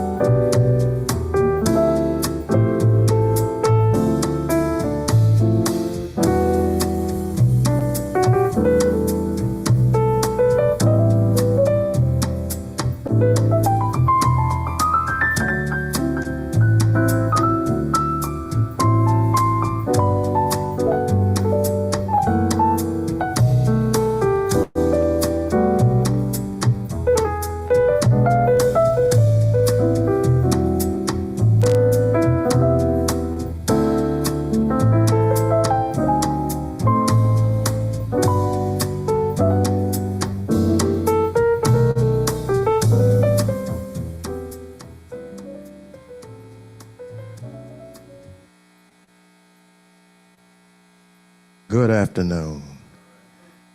We're ready. You're in for a treat this afternoon. We've got representatives from the Michigan Department of Civil Rights.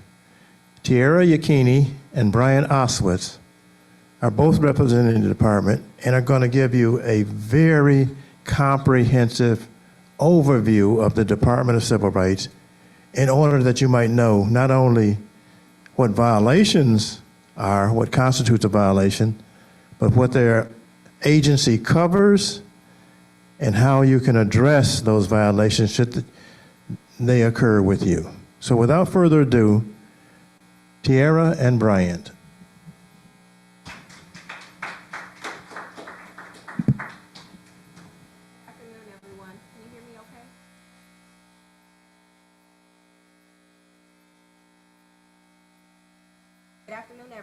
Can you hear me now?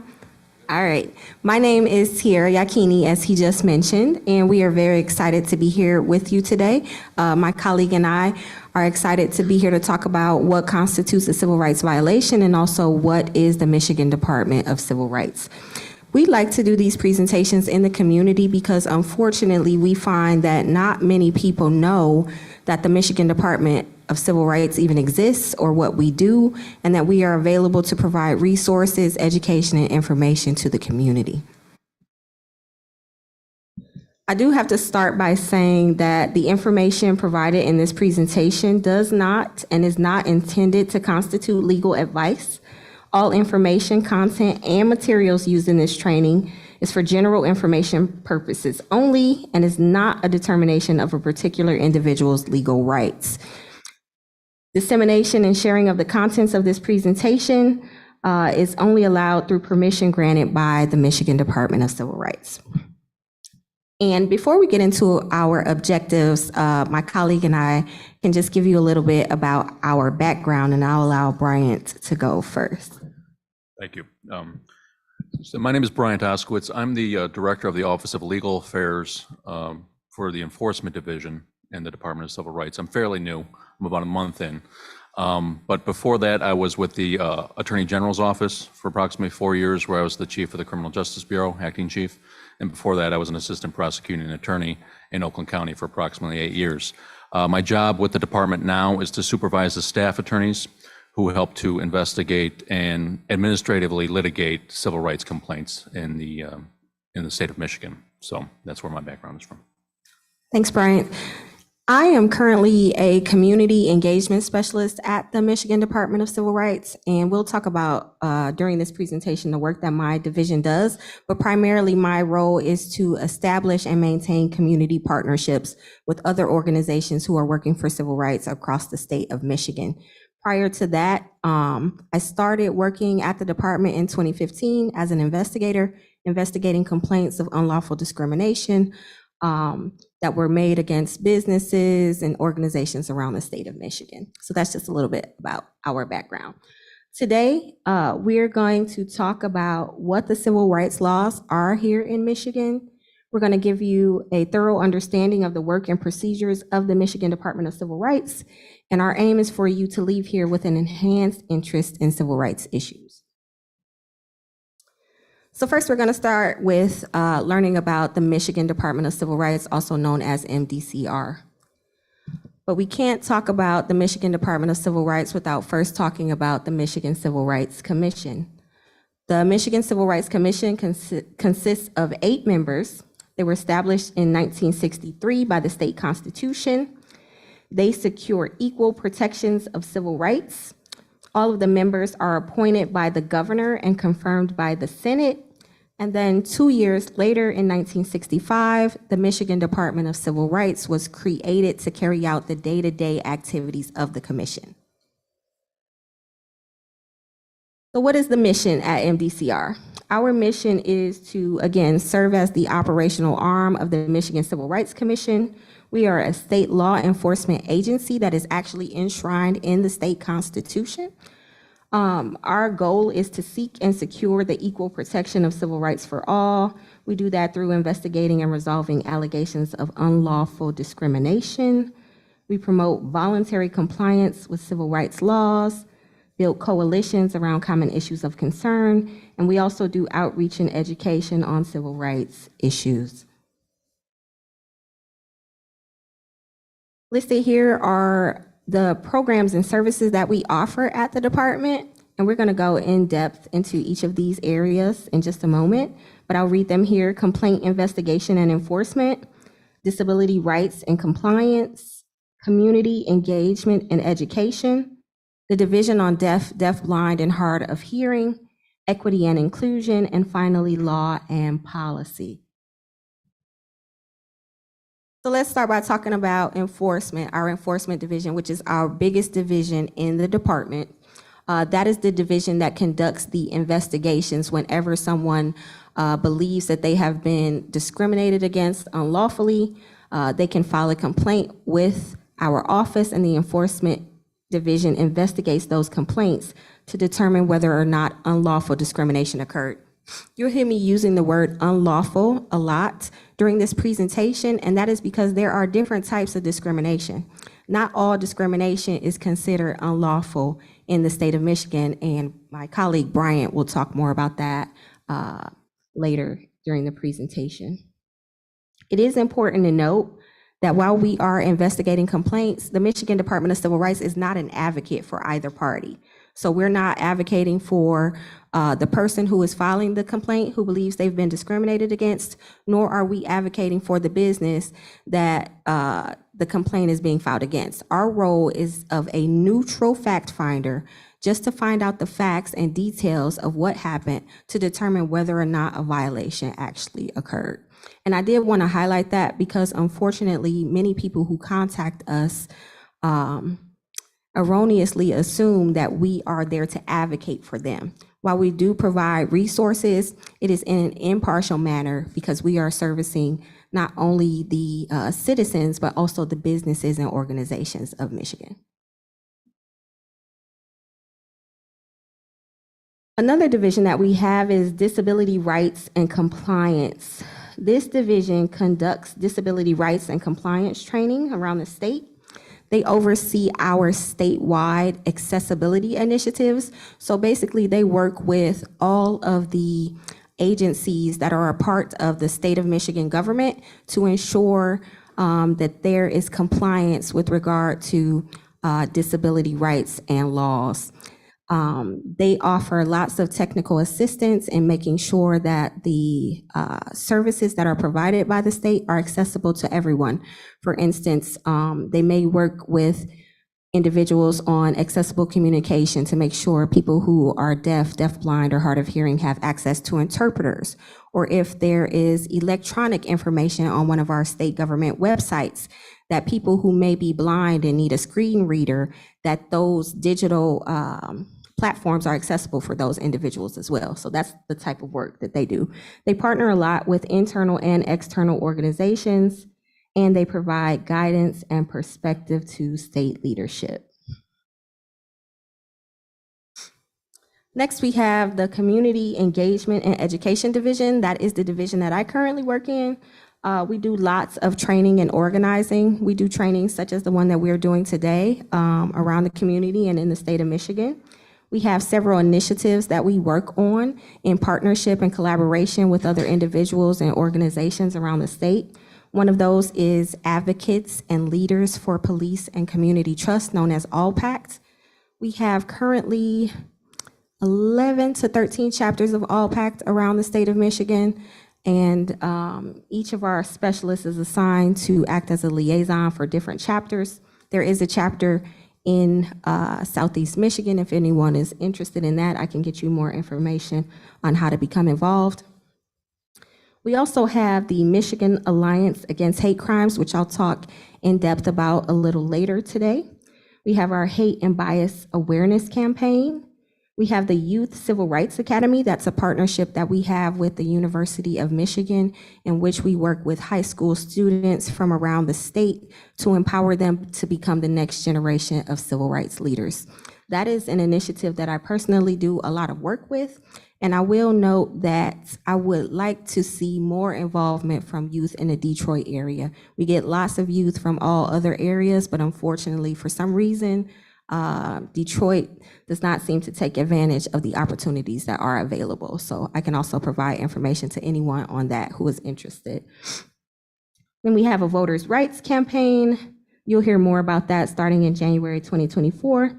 We have an internship program, and we provide continuing education credits. Can I interrupt you for just a second?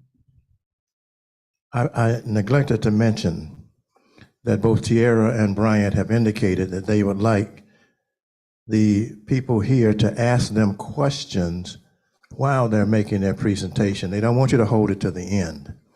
So what I'm going to ask you to do, if you have a question, just walk yourself up to the mic right here. Raise your hand, they'll recognize you, and then they'll address your question. You'll probably have to take it out because we're not able to work this apparatus here. Thank you. Thank you. So we have the Division on Deaf, Deafblind, and Hard of Hearing. Their primary mission is to affirm the indisputable right of Michiganders who are deaf, deafblind, and hard of hearing to secure effective communication. This division receives input and guidance from a 13-member advisory council appointed by the governor. They engage with state government agencies, entities, and community stakeholders in addressing the needs and concerns of individuals who are deaf, deafblind, and hard of hearing. Their services include providing technical assistance to entities required to provide interpreters or other communication-related accommodations.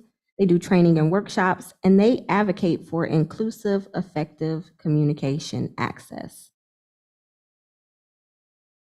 Then we have the Equity Office. They work internally and externally to increase racial consciousness, cultural awareness, and the organizational capacity to operationalize equity. So basically, they work with institutions, both within state government and outside of state government, to make sure that they are operating from an equitable perspective. Some of the services they provide might include reviewing a company or an organization's policies and procedures to make sure that they are equitable, meaning they don't have an adverse impact on specific groups of people over others.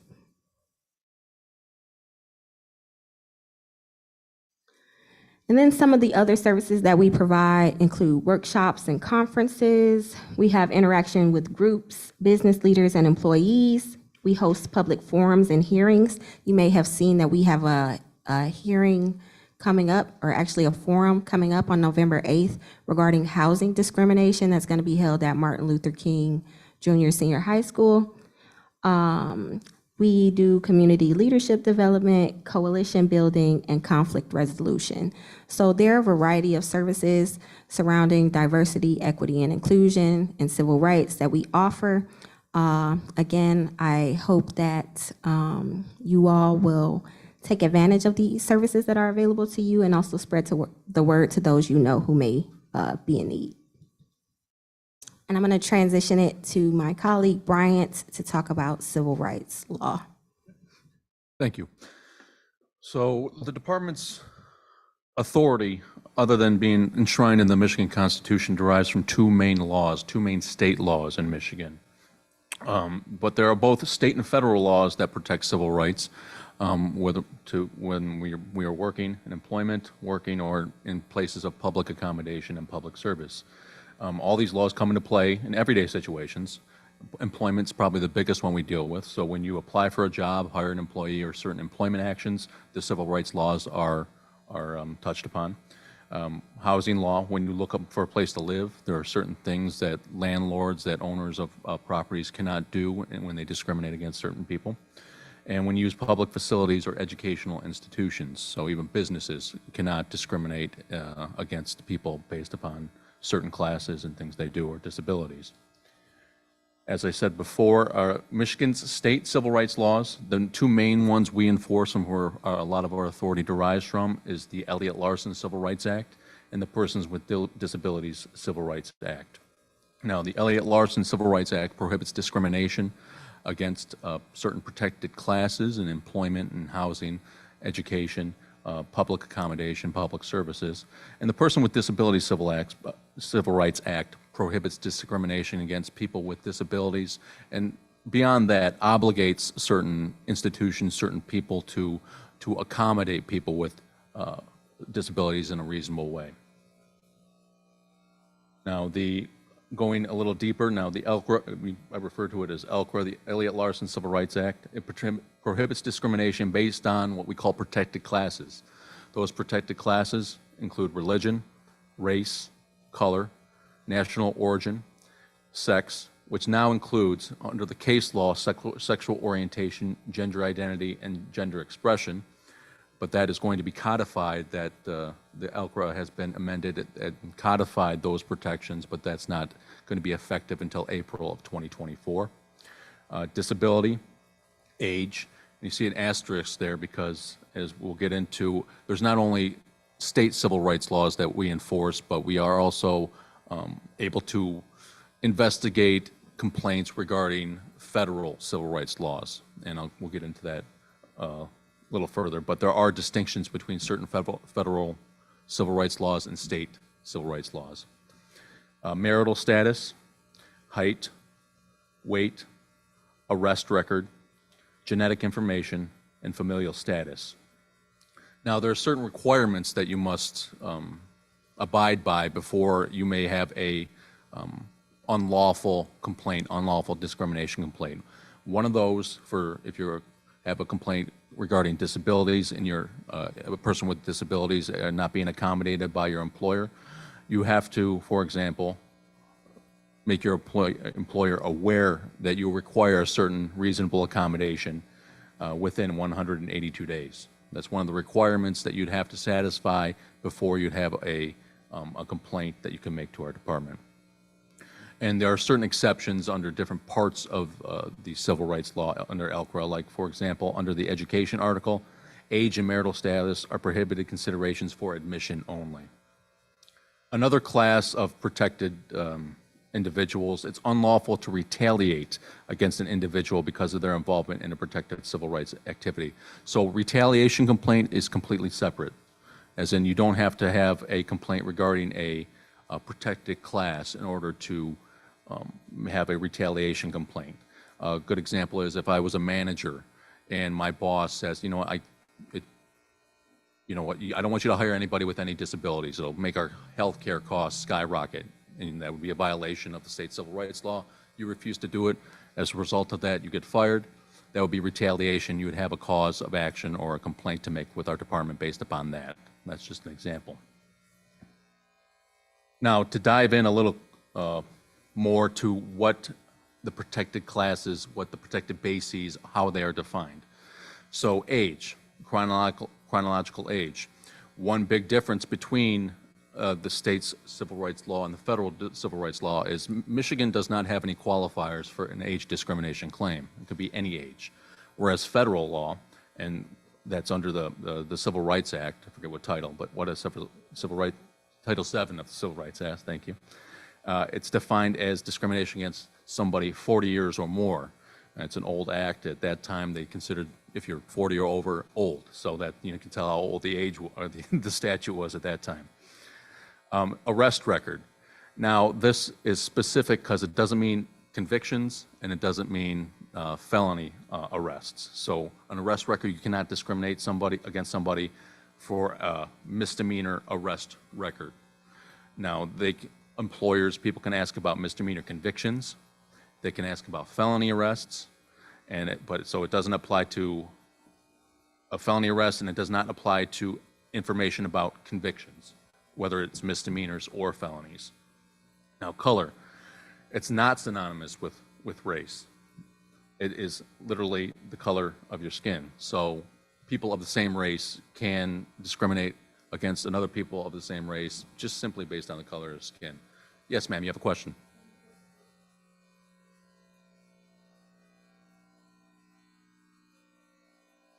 Thanks. Real quick, can you just give some examples of what the misdemeanors could be?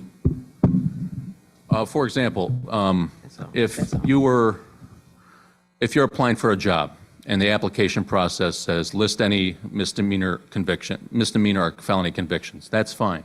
But if the application process also includes any misdemeanor arrests, whether or not it resulted in conviction, that would be unlawful. A misdemeanor, I'm sorry if I'm answering your question, a misdemeanor is defined as crimes that the maximum penalty is 1 year in jail or less. So assault and batteries, certain theft crimes where the value is under $1,000, that's what a misdemeanor is. Hi, this question comes from the chat. The question is in regards to how can you file a civil rights complaint if you believe you're experiencing bullying in the workplace? That's a good question, and we're going to get to that. That's part of our presentation that Tiara will discuss. There are many ways you can make a complaint. Recently, the commission has changed the rules of what we do to make it easier to file a complaint. So we'll get into that, how you file a complaint if you feel you've been discriminated against. Moving on, familial status. That's, for example, parents with children under the age of 18, pregnant persons, any person in the process of securing legal custody of a minor child, including adoptive or foster parents, and persons with written permission of the parent or legal guardian. Gender identity expression. Now, as I mentioned before, this state of the law is in flux. It's defined as having or being perceived as having a gender-related self-identity or expression, whether or not associated with an individual's assigned sex at birth.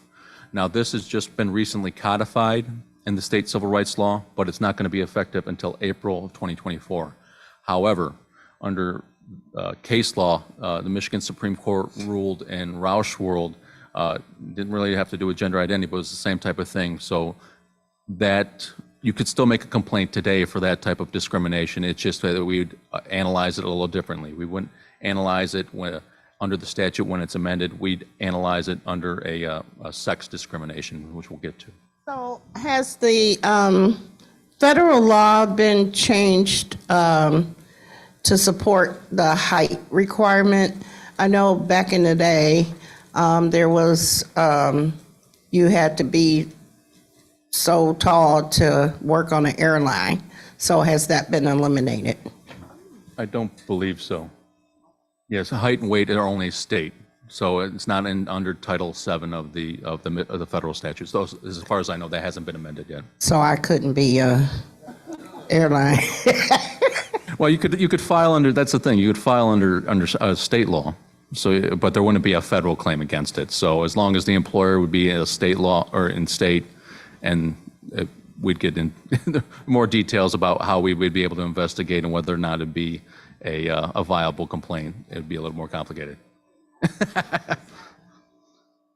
Only under state law. Genetic information. So information about a gene product, or inherited characteristic of an individual derived from the individual's family history or genetic test. So if they're asking health or family health history in an employment application, again, I mentioned before, they're trying to cut down on healthcare costs. They, for example, don't want somebody with a history of cancer. That would be problematic and probably unlawful under the civil rights law. Yes. In today's world, what if they said anybody in your household had COVID? That's a good question. That's a hell. And with a lot of what we'll discuss today about what is a violation, a lot of the answer, well, it depends. I mean, there are going to be certain elements that we have to meet before we can bring a charge, but the facts and how it would be adjudicated, it would be very fact specific, but that is a good point. So long COVID, I don't know. That would need to be litigated. Height, as was just brought up, simply the measurement of an individual from head to foot. Marital status, and just the individual state of being married or single. So divorce would be evaluated as being single. And this is not about the identity of the individual spouse. Like, for example, I was discriminated against because my spouse has some other protected class. It's specifically about that individual's status, marital status. Why is marital status important? Going back to the stewardess example, if they were to hire they wanted to hire unmarried women as stewardesses, that would be unlawful under the Michigan civil rights law. So I think it's important in the sense of it's kind of old-fashioned ideas of gender roles is probably why it was put in there, but that's an example of why it would be unlawful. Okay, so even on an application, why is it, if you have an answer to this, why would it be even important on an application, whether your marital status? Yeah, an application, I don't think it'd be appropriate on an application. Everything is open to litigation and that type of thing, but it has, on an employment application, your marital status typically is not relevant to your capacity to do that job, to be qualified for that job.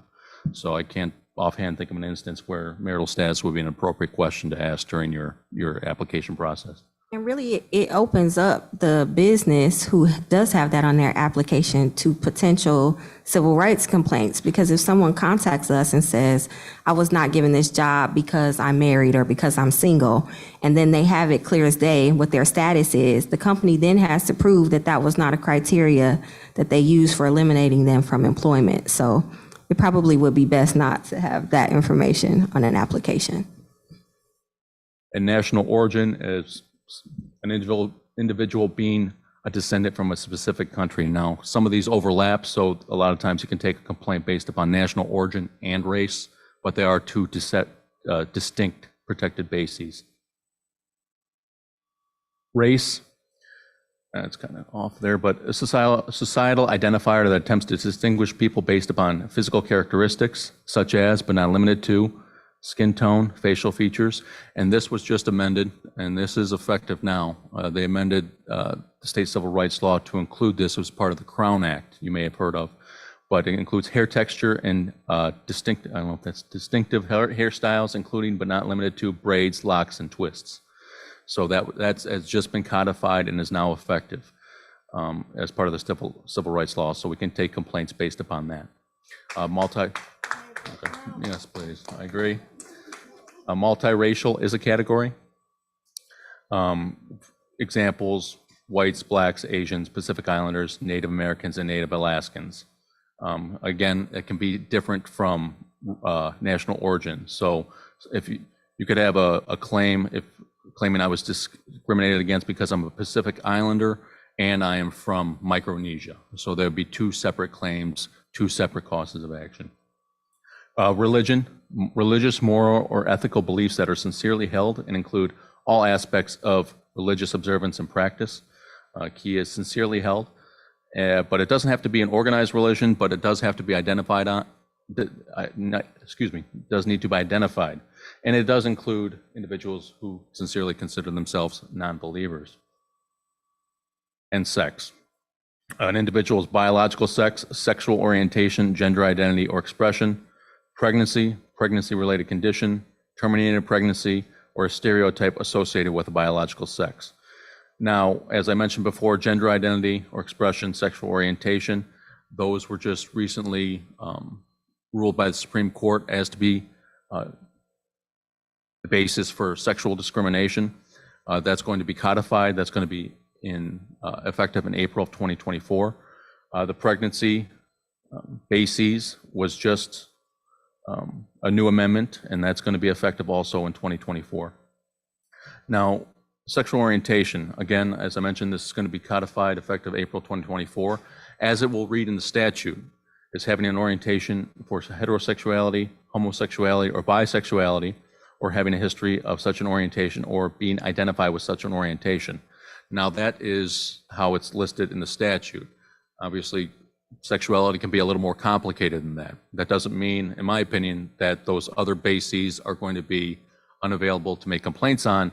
It's just that we would take that complaint under sex as opposed to sexual orientation. So even if it's not listed necessarily in the statute, there's still case law out there that still may provide a basis to file a civil rights complaint. And weight, simply how much an individual weighs. Now, people's disabilities are protected bases under the People with Disabilities Civil Rights Act. And a disability is defined as someone who has one or more of the following: a determinable physical or mental characteristic of an individual which may result from disease, injury, a congenital condition of birth, or a functional disorder. It also includes somebody who has a history of such disability, so you can't discriminate against somebody because they've had a history of a disability or being regarded as a disability. So you may not even have that disability, but being perceived and discriminated against because you may be perceived by somebody to have a disability is also unlawful. I'm going to kick it back to Tiara now.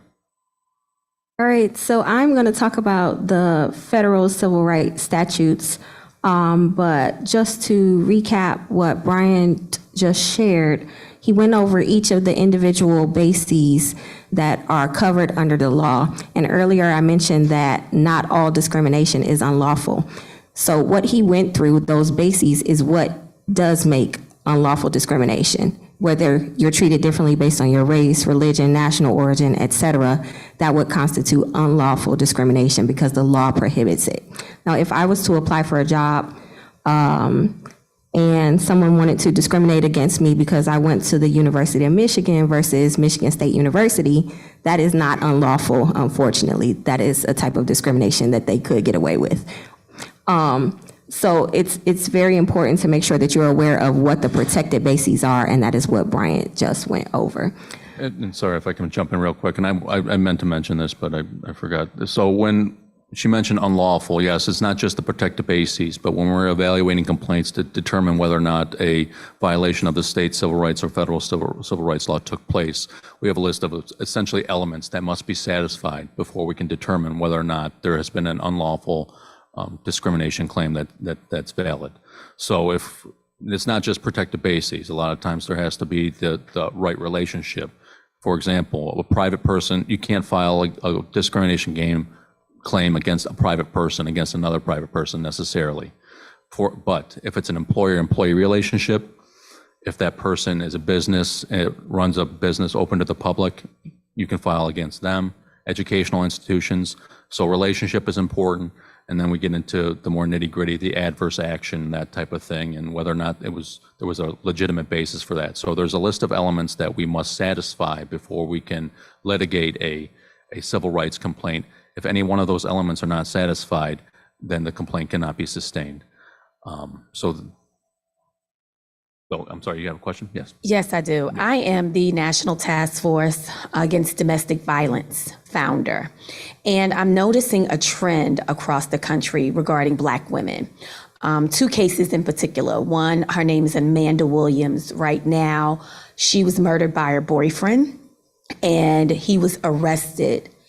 2 days later, he was out of jail. This just happened last week, and he claimed self-defense. Another young lady, Tarika Terrell, she was murdered by her boyfriend after filing so many police brutality and domestic violence complaints against her boyfriend. He got to her and murdered her. Black women in the country lead the murder rates as it relates to domestic violence. I'm feeling as though it is institutionalized and that the laws are lenient when it comes to Black women and their protection against domestic violence, particularly if we can be so hard on Michael Vick for a dog, but when it comes to a Black woman, they're out of jail, they're going back, they're doing, what could we do locally and as well from a national level to make sure that there are stricter laws when it comes to the protection of Black women? Okay. So that is a great question. So there are 5 areas that Bryant mentioned that are covered by law or in which discrimination is prohibited. And those are education, law enforcement, public service, public accommodation, and housing. Law enforcement would be the area that you are looking at based on the concern that you mentioned. What we cannot do is have specific laws for specific people based on their race or their protected category, or else that could be considered discrimination. But what we would want to look at is whether or not the law is being applied equitably across all groups. So if someone from a different race had a similar issue with law enforcement, how is that investigation or that situation handled versus when it's a Black woman? That is how we would kind of look at that situation. And so the individual that is involved could file a law enforcement complaint alleging discrimination based on race. But again, we would have to really review each situation on a case-by-case basis and look at the facts of the case. I hope that answers your question. All right, so now we're going to talk about the federal civil rights statutes, just very briefly because our focus and our jurisdiction is Michigan law. But just as a note, there are several federal civil rights statutes that are applicable, and that is Title VII of the Civil Rights Act of 1964, the Age Discrimination in Employment Act, the Equal Pay Act, the Americans with Disabilities Act, and the Fair Housing Act, which is Title VIII. I will note that the Michigan Department of Civil Rights works collaboratively with our federal partners at the EEOC and HUD. We have what's called a Federal Work-Share Agreement, in which we investigate complaints of unlawful discrimination that are jurisdictional for both MDCR and its federal partners. That basically means that if you have a complaint that is jurisdictional at the state level and at the federal level, if you file it with the Michigan Department of Civil Rights under our Federal Work-Share Agreement, we would conduct both investigations for the state and the federal violation. And so the Michigan Department of Civil Rights is recognized by the EEOC as a Fair Employment Practice Agency for Michigan and by HUD as a Fair Housing Assistance Program Agency. So now we're going to talk a little bit about each of those 5 areas that I listed. The first is employment. We get the majority of our complaints in this area. Just as a note, discrimination is prohibited in any employment decisions based on any of the categories protected by law. This includes issues pertaining to pay raises, promotions, unequal work conditions, and equal pay for equal work.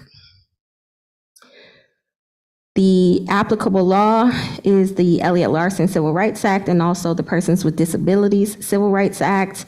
The bases are listed there. I will note some differences between the state and the federal law.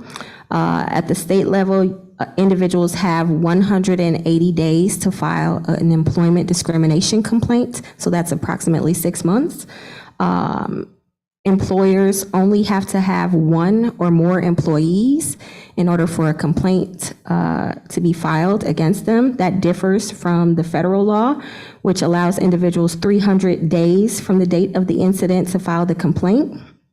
And then there are also some differences regarding how many employees are needed in order for a complaint to be filed at the federal level. There needs to be at least 15 employees for Title VII complaints and ADA complaints. And then for age discrimination complaints, they have to have at least 20 employees. I will also note some differences between state and federal law regarding age. Again, as Bryant mentioned, Michigan law covers all ages from the cradle to the grave, whereas the federal law only offers protections in employment for those age 40 and up. Some of the protected employment issues or issues that we see when we receive complaints involve discharge, discipline, failure to hire, demotion, unequal wages, failure to promote or transfer, sexual and other discriminatory harassment, layoff and recall, failure to accommodate disability, and other terms and conditions. And other terms and conditions is basically a catch-all phrase that encompasses differential treatment at work or in the workplace based on one's protected bases. There a question? Can you repeat that question?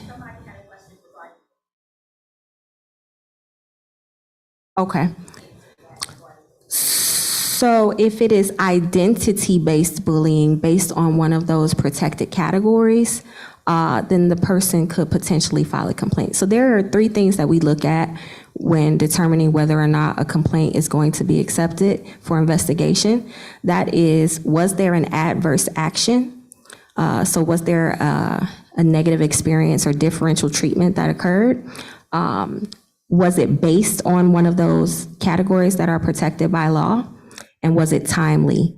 For Michigan law, that's what, did it happen within 180 days or 300 days if it's the federal level? So those are the 3 things that we look at. So if it was a bullying incident, we wouldn't necessarily call it bullying in terms of how we look at it. It may be considered a hostile environment case or a sexual harassment case, depending on the identity that they feel they're being targeted for. But if the identity is based on being Black or being gay or one of the categories that are protected, we could investigate that concern. In the case of employment discrimination, would it be best for the employee to start with human resources, or can they come directly to your department? That is actually a great question. It is. I think with, as I mentioned before, it depends. You know, I mean, sometimes a defense for the employer would be, well, you never brought this up to us. If you brought this up to me, I would have handled the situation. However, if you do go to HR and they don't do anything about it, that makes the discrimination complaint even stronger. However, I'm sure there's certain instances where something happens that's just so severe, so egregious, that you can just bypass HR and come to the department. So it depends. Thank you. Any other questions on employment before we move on? The next area is housing. Again, housing discrimination based on any of the protected categories is prohibited by law. This includes issues pertaining to buying, financing, renting a place to live or do business, and discriminatory advertising. And so I do want to highlight discriminatory advertising, because if you are a homeowner and you're looking to sell or rent out your home, you have to be careful in how you advertise that housing opportunity. Some people try to prefer, oh, I only want an older couple with no kids. Well, according to state civil rights law, that could be a violation because familial status is a protected category, and familial status refers to a family size or how many kids someone has. And so under Michigan law, you cannot use that as a basis to discriminate. So you have to be careful even in how you advertise housing opportunities. I don't know if you wanted to add anything to that, Brian. No, not at this time. Question. Under the federal law, I believe, an individual who owns a home and lives there might discriminate, if it's a duplex or a two-family flat. Is there any kind of distinction under state law with respect to that? Where they say, well, we don't want a gay couple living upstairs. I'd say no with regard to that specific example.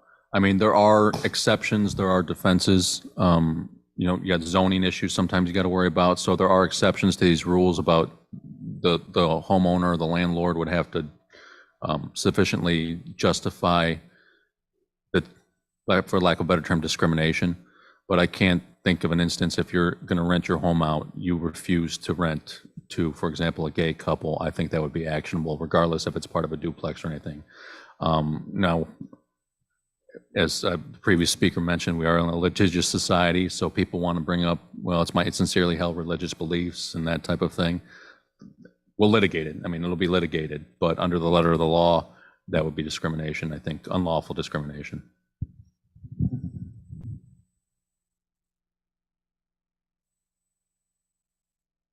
So there are state and federal housing laws. Again, the Elliott Larson Civil Rights Act and the Persons with Disabilities Civil Rights Act are the state laws, and then the U.S. Fair Housing Act, or Title VIII, is the federal law. The protected bases are listed there. I am not going to read all of them. I will note that there is a difference, again, regarding timeliness between the state and the federal law. The state requires that discrimination complaints be made within 180 days of the incident occurring. However, at the federal level, individuals are given 365 days from the date of the incident to file a complaint. To just add to that, though, real quick, when we talk about the timeliness you have to file, that's when you have to file with the Department of Civil Rights, if you want us to investigate, to look into a complaint. Both statutes, well, I'm pretty sure Fair Housing does too, but Elliott Larson does also give you a private cause of action, a civil cause of action. So if you got a private attorney and wanted to file suit, you could do that, and you'd be well within your rights to do that. And the timeline on that, typically for civil cases, the statute of limitations is 3 years. So if it's beyond 180 days, that doesn't mean you might not have a claim, that your claim is gone. You just might have to go through another route in order to find satisfaction. Thank you, Bryant.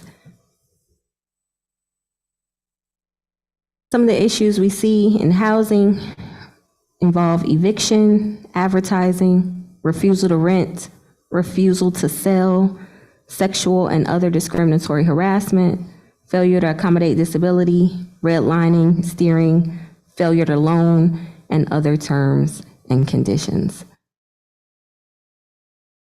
Some of the complaints that we might see involving housing may involve a leasing office where a person goes in to apply for a place to live and are told we don't have any vacancies.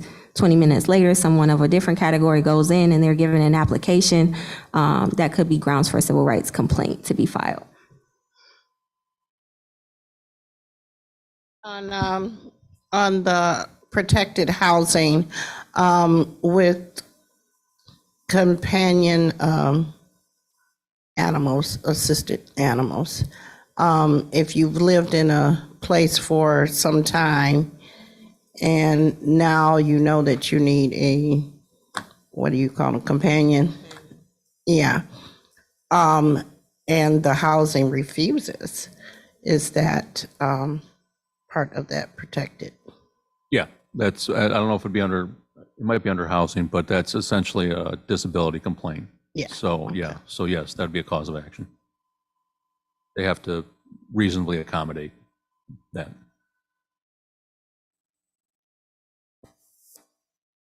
Our next area is education.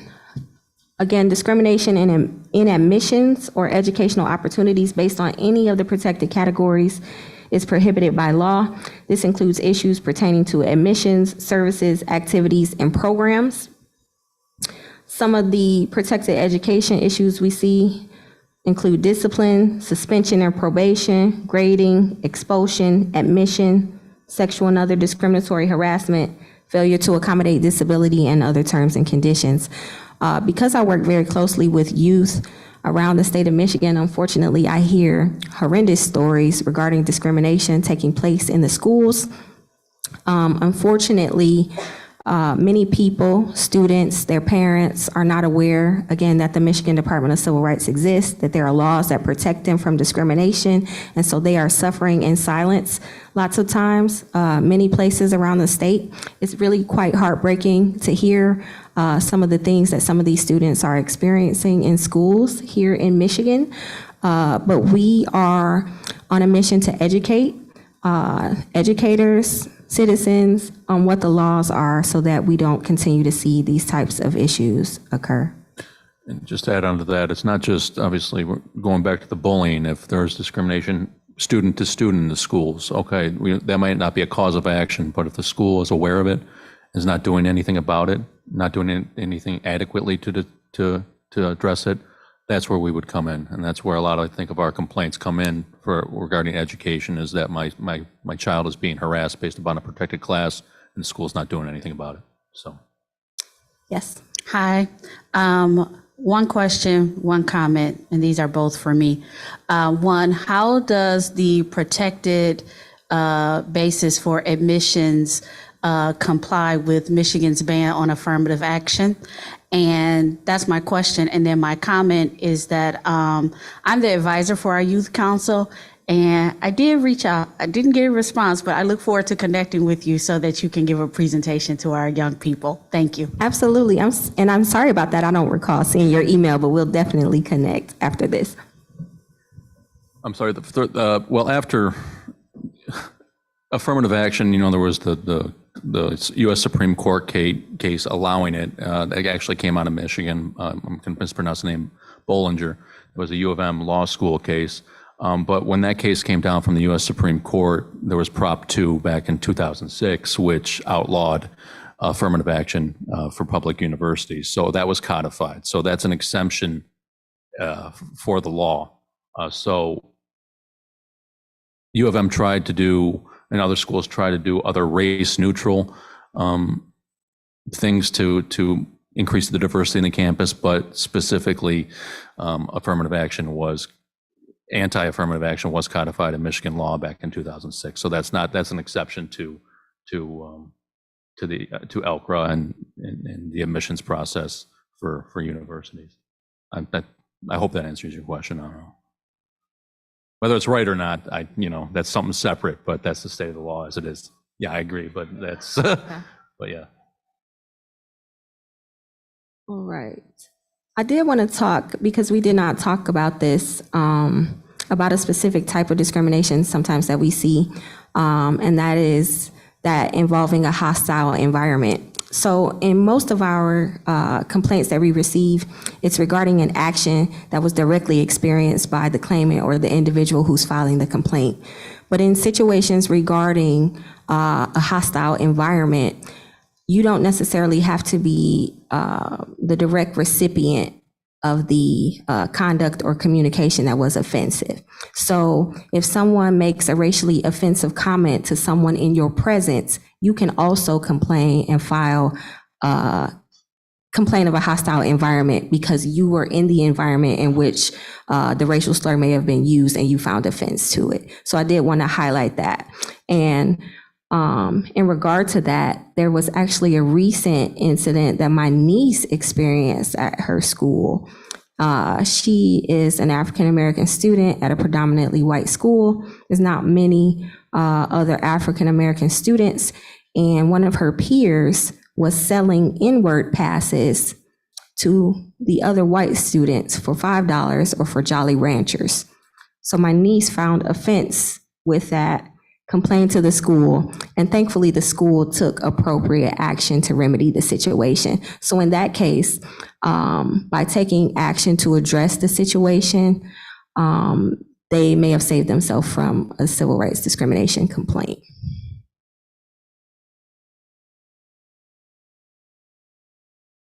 The next area is public service. We usually group the two areas together, public service and public accommodation. Public service basically refers to government agencies or organizations, so they are prohibited from discriminating against individuals based on the categories protected by law, along with public accommodations, which include places like restaurants, movie theaters, retail establishments, etc. We see issues in both of those areas concerning advertising, being denied service, unequal service. So unequal service, an example of that would be if I go into a restaurant as an African-American person and I'm made to wait 40 minutes for a party of two before I'm seated, whereas another party of two comes in of a different race and they're seated within 5 minutes, there could be unequal treatment there. Now, we would have to do an investigation to determine why the other couple was seated within 5 minutes and I had to wait 40 minutes. It could be that they had a reservation and that I didn't. That is the reason that we do investigations, to find out the facts. But just knowing that there was a difference in the treatment that we received based on race, I could file a complaint under that. So that's just an example of unequal service. Other issues involving denied access. Question. I'm sorry. On that one, and I guess just generally in the investigation phase, do you do some sort of testing, like similar to what happens in housing, where you send in maybe in the restaurant giving much quicker service to the non-Black couple? Would you send in a couple to the same restaurant maybe the next week and see what happens or something like that? I suppose we could. I don't think we do or have. Obviously, we got a lot of complaints, and investigators have a finite amount of time to do that type of stuff. So as far as I know, we haven't sent anybody undercover. As you mentioned, the Fair Housing, the other organizations can send out testers for like housing, that type of thing. I would guess that if there was other organization, nonprofit, that did the same thing, we would take that information. But as for us doing it ourselves, I don't think we have the capacity to do that every time. But you would listen to, if some nonprofit were to do that, they could bring that to you and you would consider it. Okay. That we'd consider that evidence.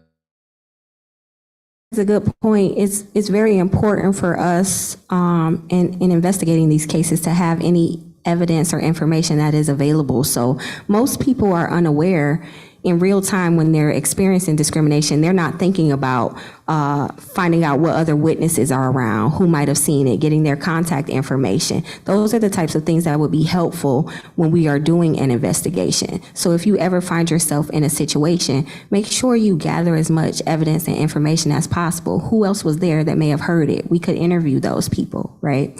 If you have text messages or emails from a boss or someone who's discriminating against you at work, keep those things, because those are things that we look at when we are conducting investigations.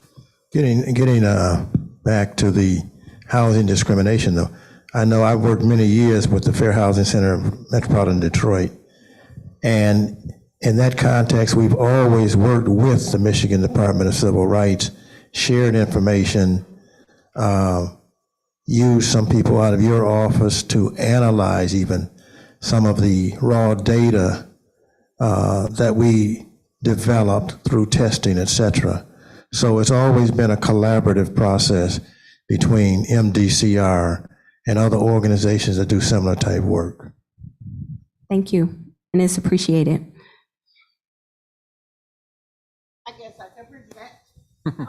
On this unequal service, what would you recommend doing first? What would you say, okay, I've been discriminated and they help somebody else, but and they file a complaint, but is there some steps that they need to take instead of just walking out angry?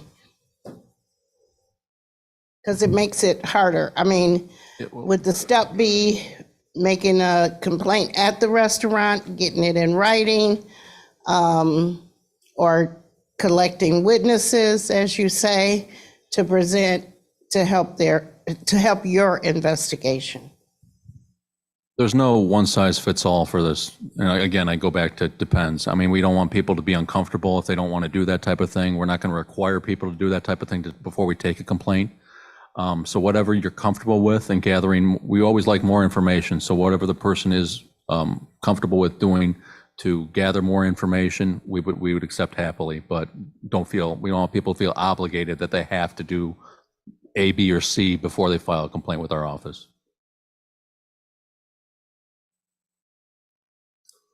All right, I'm going to skip past this slides because I lumped public service and public accommodations together. Again, public accommodations include restaurants, movie theaters, all of those types of places. Then we have law enforcement. Discrimination based on any of the protected categories in the provision of law enforcement services is prohibited. So law enforcement officers are not above the law. They are not allowed to discriminate against individuals based on any of the protected categories. Many of you probably are familiar with the MSP traffic stop study, and where they found that data that certain groups seem to be targeted more than others. Those are the types of things, they independently did that on their own, so kudos to them for that. But those are the types of things that we would examine when looking at law enforcement issues. We look at issues such as arrests. Are people being treated differently when being arrested versus other groups of people? We look at abuse, tickets. Are tickets being issued to one specific group more than others for similar infractions? We look at racial profiling, sexual and other discriminatory harassment, failure to accommodate disability, and other terms and conditions. Here is a definition of racial profiling. I'm going to read it. It says it's any action, practice, policy, and/or procedure that relies on the perceived race, color, ethnicity, or national origin of an individual rather than the behavior of that individual, or information that leads the accuser to a particular individual who has been identified as being engaged in or having been engaged in a criminal activity. So again, racial profiling is prohibited under law. And this brings us to the complaint investigation process. And so I'm just kind of quickly walk you through what happens when the department receives a complaint of discrimination. I do want to start by reiterating that our investigations, the purpose of them is to determine whether or not unlawful discrimination has occurred. I do again want to note that we are impartial. We are not an advocate for either party. Some people unfortunately believe that we are advocating for them when they file a complaint, or some people believe that they have filed a lawsuit when they are filing a complaint. Neither of those things are true. As Bryant mentioned, they do have the right to file a lawsuit if they choose to, but filing with our department is simply filing for an investigation to take place as to whether or not a violation occurred. And real quick, just to be clear, when we say we don't advocate, what we mean by that is we don't represent that particular person. We're not their lawyer. So we advocate in the sense we're advocating on behalf of all people, on behalf of civil rights law, but we're not that particular person's attorney. Thank you, Bryant.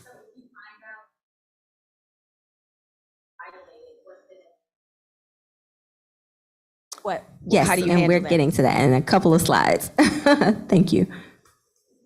All right, so when we receive an investigation or a complaint of discrimination from a claimant is the person who is filing the complaint. The respondent is the entity against whom the complaint is filed. So when we receive a complaint from a claimant, the respondent is served notice of the complaint. Within 28 days, they have to respond in writing. Yeah. So within 28 days, they have to respond in writing. So they are made aware of the complaint. The respondent has the right and the opportunity to defend themselves against the allegations made by the claimant. And so when they respond in writing, their response is their account of what happened, usually denying the discrimination. At that time, we take their response, which is called the respondent's answer, to the claimant. We review it with them, and the claimant has the opportunity to then make a rebuttal to that response. So they may say, actually, it didn't happen like this. I have more information to show that it actually happened this way, right? And so then we go back to the respondent and say, here is what we have from the claimant. What is your response to this? And so it kind of goes back and forth like a ping pong match until the investigator has enough information to make a determination on whether the evidence weighs more heavily in favor of the respondent or the claimant. So during this investigation, again, they both have the opportunity to present evidence. Investigations could include a site visit, interviews, and analysis of documents. MDCR has the ability to schedule conferences with both parties to explore possible resolutions, clarify issues, and to provide a forum for presenting additional evidence. MDCR always makes attempts to resolve complaints at all stages of the investigation. If both parties agree to a settlement, MDCR will close the investigation. If no settlement is reached, MDCR will complete the investigation and report on its findings. I will note that many of these complaints are resolved during the investigative process. So we do see resolution. Our investigators are successful at facilitating resolutions for the claimant. For instance, if the scenario I gave earlier, if I went into a restaurant and I was treated differently due to my race and I filed a complaint, the restaurant may offer me $500 in gift vouchers to attend, to come to their location anytime. If I find that acceptable, that could be a settlement that resolves the complaint. Some people are, if they feel that they have been fired due to one of their protected bases, sometimes we're able to get them reinstated. So we do see a lot of resolutions even prior to the investigative process being complete. Just one thing to add. It's not just that when we're looking to resolve a case, we're not just looking to make the claimant whole again. We're also interested in the public service. So in addition to trying to make the claimant whole, we might recommend or try to settle for some education or bias training for the employer or something to that effect. So we kind of got a dual prong approach when we looking to settle a case. Yeah, that could also include a change in their policy. If they have policies that are resulting in a adverse impact on a specific group of people, there may be changes that are made to their policies and procedures as well.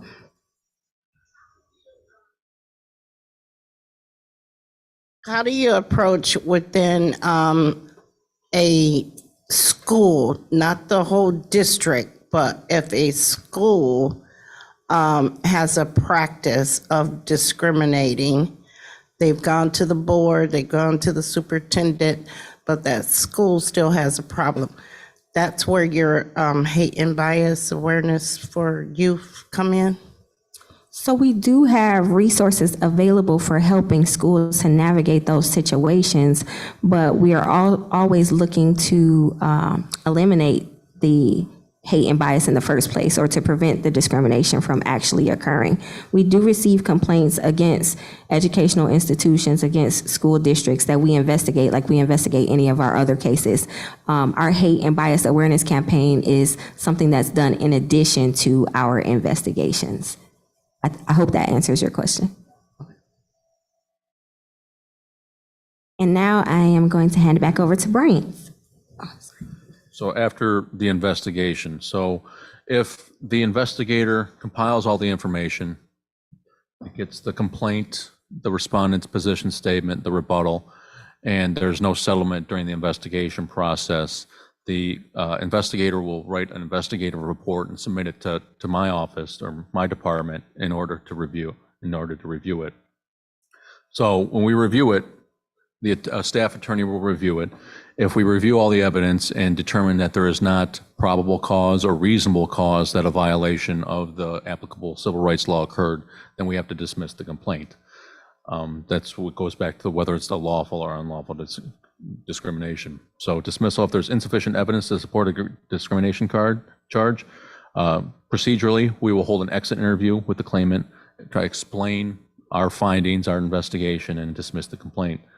However, in the law, and we have a reconsideration attorney in the department, the claimant can ask for reconsideration of that decision. Now, the reconsideration attorney is completely separate from my shop, for example. So they will look at it with fresh eyes and determine whether or not, yes, this was a proper dismissal, or no, further investigation can be completed, or no, I believe there's probable cause here to proceed with this complaint. If the reconsideration attorney also agrees with the dismissal, there's still more recourse after that. The claimant could take that case to a circuit court judge to have a review and to determine whether or not to have the reconsideration attorney's decision reviewed as well. But if it is not dismissed, and we do see that there is a probable cause to sustain a commission charge of discrimination, what we will attempt first is what's called conciliation. Conciliation is just an attempt to informally settle the case before we go to an official charge. Up until this point, a complaint is just that. It's a complaint. It's not an official charge by the commission. We're just investigating whether or not there's probable cause to believe that unlawful discrimination occurred. So conciliation occurs between the staff attorney in the department and the respondent. The claimant is not involved at all. We would consult with the claimant to determine what an acceptable settlement would be, but the claimant is not allowed to participate in the conciliation. So we meet with the respondent and kind of informally discuss our findings, what we found during our investigation, and attempt to settle the case. We propose a settlement offer. If the respondent rejects that, there can be some negotiation between the parties to go back and forth to try to settle the case. Again, our goal is to make the claimant whole and to serve the public interest with whatever we decide to do to settle the case. It's in the respondent's best interest, I think, to settle the case at this point because, again, it's not an official charge from the commission. However, if conciliation is unsuccessful, then we will go back, review the case, again, under what we call legal review. And if we decide to, we can make an official charge of discrimination. So that's kind of when the commission alleges that you violated the civil rights law by doing whatever act you're doing. So when that happens, when we issue an actual charge, then that's when we can go to an administrative hearing in front of an administrative law judge, present our case, and that administrative law judge will determine whether or not our case is sustained and whether or not our findings of fact and conclusions and conclude that discrimination did occur and can order damages. So a hearing, to be more specific about it, a hearing officer will conduct a public hearing on a discrimination charge. All witnesses testify under oath. The rules of evidence apply, not necessarily strictly like in a criminal court of law or a civil court of law, but they apply pretty good. And all parties have the right to cross-examine witnesses. And then the hearing officer will decide whether or not discrimination took place, and if so, what the appropriate penalty should be. So in Michigan, there's a department that houses all the administrative law judges that would adjudicate the case. The law also gives the commission the authority to preside over a case as well, but typically we send it to the administrative law judge for a hearing and determination. Question for you. Yes. The hearing officer can issue damages, I think you said. Correct. How are the damages different from what you could get in court? I don't believe they are. Well, I mean, with a civil court, whether or not there's punitive, I mean, you could actual damages and Mental anguish? humiliation. There's damages for that type of thing. So I was surprised when I came to the department too, the latitude given by the civil rights law for damages. I always thought, I mean, in practice, I think the really quote unquote good cases are just taken private to begin with. So they get the damages there, but going through this administrative process, the administrative law judge still has the authority to issue the damages it needs to. And as well as injunctive relief, or I always mispronounce it, they can order the party, the respondent, to do something or to stop doing something as well. You have another question? No, okay. So after the administrative law judge issues a ruling, it is reviewed by the commission. So the Civil Rights Commission will review the findings and allow the parties to argue whether or not they should be adopted. The commission will issue a final order either dismissing the case or requiring corrective action that may include paying damages to the claimant. A lot of times the commission may just adopt the findings of the administrative law judge, adopt the award of damages, but they do have that final review after the administrative law judge issues the ruling. And a claimant or respondent who does not agree with the commission's final order may appeal to the circuit court for review of the case. So that's a little interesting in the sense of a claimant can still review, order review of the decision by the administrative law judge or the commission. So, and filing the discrimination complaint with the Department of Civil Rights does not prevent a claimant from taking legal action in a court of law.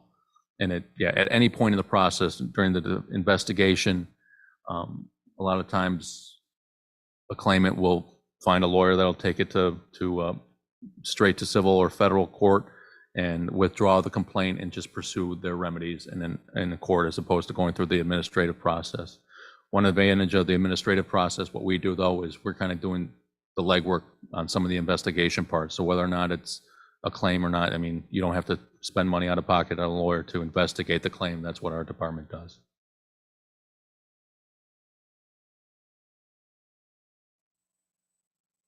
The administration of the complaint, it depends. I mean, unfortunately, we're still dealing with the backlog because with the pandemic and everything, a lot of the investigators couldn't go out and interview people, so there's a backlog. Our goal is to address every complaint within 6 to 9 months. Some are more involved than others. Some we can dismiss more easily if there's not a claim, cognizable claim, but some take a little more complicated, take a little longer to investigate. And I think each investigators they have a lot of work to do too. So sometimes it takes some time to get to it. They're rolling with either between 80 to 100 cases apiece. So there's a lot of complaints that require investigation, but we're working on cutting that down. Just recently, the new budget just increased the department's budget by 30%. Yeah, that's thank you. I was part of that increase, I think, and so yeah, and increased the employees by at least 50. So you got the funds to hire at least 50 additional employees. I was looking just real quick into the history of the department, and in the late 70s, the department had about 330 employees. In the couple years prior to me joining the department, it was down to about 100. So over the decades, the department's budget and staffing were decimated, but it's starting to ramp up again. So hopefully we'll be able to address the backlog and more complaints as they come in a more timely fashion. So with that, I'm sorry, you have a question? Yes, ma'am. So, okay, so this is something that I didn't understand. I think I understand it now. Your department does not get involved in criminality level at all. No. Although we're a law enforcement organization, we don't enforce criminal law. So there's going to be no penalties of incarceration with the laws we enforce. Other than the complainant taking it further, do you guys make recommendations to take it further to a criminal case? Or that's not a part of your responsibility? If it were a criminal case, it'd be pretty obvious it'd be a criminal case. For example, if you're alleging an assault based upon a protected class, I think that would be reported to the police. That would be on a dual track, essentially, with the criminal process and maybe an administrative process. I imagine if there was something we saw as possibly criminal, we would refer it to the proper authorities, but we wouldn't investigate that. Okay, thank you. Any other questions?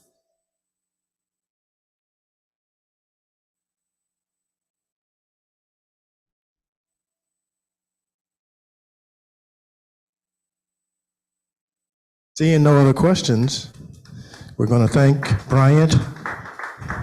We're going to thank the entire department, as a matter of fact, for a very outstanding presentation. As you all know, this is our final day for this calendar year for the Crocket Law School. I think we got one. And I want you to understand that this is a law school. We have one more brief presentation. We were Please. asked to talk about hate crimes and Hate bias. Please. There was another PowerPoint. I don't know if you guys have that one No, we didn't get that one. ready. Okay. Yes, we do. They say we do. Okay.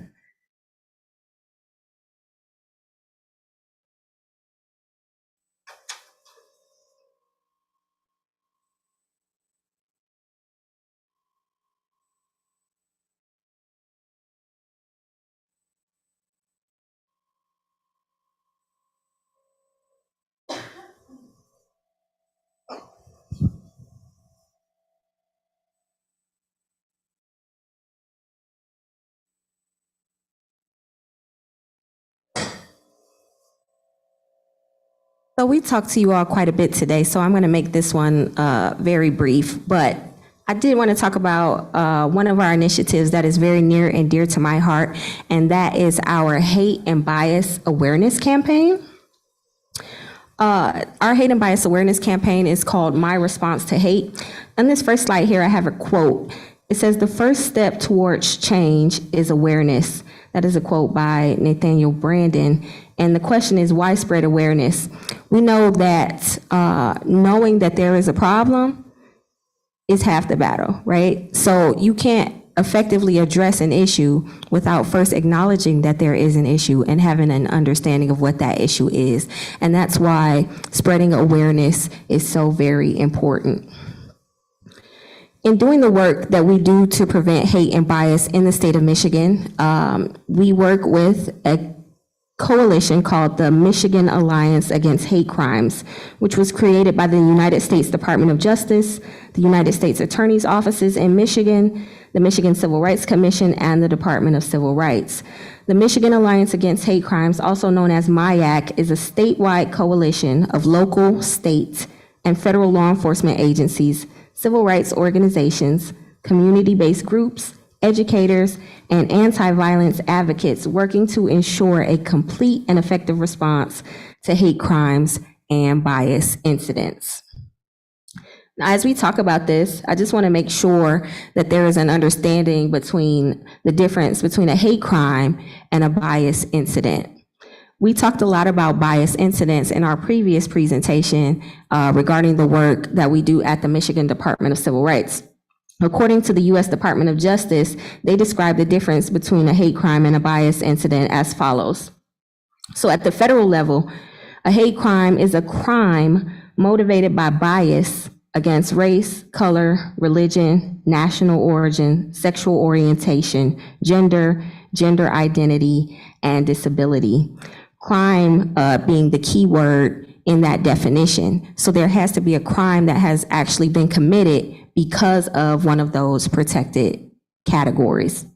Versus a bias incident is an act of prejudice that does not involve crimes, violence, threats, or property damage. So that's just a basic difference. A hate crime has to involve an actual crime based on race, religion, etc. So in 2021, the Michigan Department of Civil Rights launched what's called the My Response to Hate campaign, which is a campaign designed to bring Michiganders awareness of issues pertaining to hate crimes and bias incidents. The mission of the campaign is to prevent hate and bias in the state of Michigan through outreach and education. And we have many outreach and education activities that we do to achieve this goal. We have had poster contests for students. We have a pledge form that businesses and schools can have individuals to sign. We have experts come in and talk about the different laws at the state and federal level pertaining to hate crimes and bias incidents. We talk about key concerns around the state, and we have a virtual series that we do starting every year in January. The programming that we do for the My Response to Hate campaign, again, features a monthly virtual series that runs from January through August. So look forward in January to seeing new programming from us on this topic. And then it ends in September with our annual My Response to Hate conference, which is the largest hate crimes conference in the state of Michigan. We recently had this conference this past September in Lansing. The topic was legislating against hate, and our goal was to empower people toward legislative advocacy. The message that we really want to drive home with this campaign is that there is zero tolerance for hate and bias in the state of Michigan. And so through this campaign, we ask Michiganders, we challenge them to do three things: report incidents of hate and bias, support victims who have experienced hate and bias, and respond to hate with love. And when we say respond to hate with love, we really are referring to creating an atmosphere that promotes diversity, equity, and inclusion, where everyone is valued, accepted, and respected. And I think I saw a question. Lori, were you raising your hand? Oh, okay. All right, we also have a public service announcement. I was gonna play it, but I'm not sure if I have the ability to do that. So you can find it on our websites, www.michigan.gov/MDCR. Here are some resources regarding hate crimes and bias incidents. Of course, you have the Michigan Department of Civil Rights. You have the Michigan Attorney General Hate Crimes and Domestic Terrorism Unit, the FBI, the U.S. Attorney's offices on the Eastern and Western District of Michigan, and the U.S. Department of Justice. These resources are also listed on the MDCR website and how to contact them should you ever experience a hate crime or bias incident. And so I leave you with asking, what is your response? That is also a question that we ask in the PSA, because we really want people in Michigan to understand that it is all of our responsibility to eliminate hate and bias in this state. And I end with a quote here that says, "Awareness without action is worthless." So while our goal is to promote awareness, we also want to make sure that we are moved to action to address these issues in our state. And here we just have our contact information. You can visit our website, www.michigan.gov/MDCR/hate-crimes to view all of those resources. It has videos of the forums that we have done in the past on different topics, from eliminating hate and bias in schools, hate and bias in law enforcement, and many different topics. So we look forward to having you participate in the campaign. Please, if you can, share it. Help us get the word out. That is one action that you can take. Share our PSA to your social media to make sure as many people as possible are educated on the resources available to them. And thank you so much for your time today. So they are, I believe they are available for download on our website. But if you have difficulty accessing them, you can send me an email, or you can email that mdcr-mayac@michigan.gov, and we'll make sure to get them to you. We also have window decals that businesses can display at their location. If you watch the PSA, you'll know what I'm talking about. But there's a window decal that you can kind of put as a live display to show that you are against hate and bias in the state of Michigan.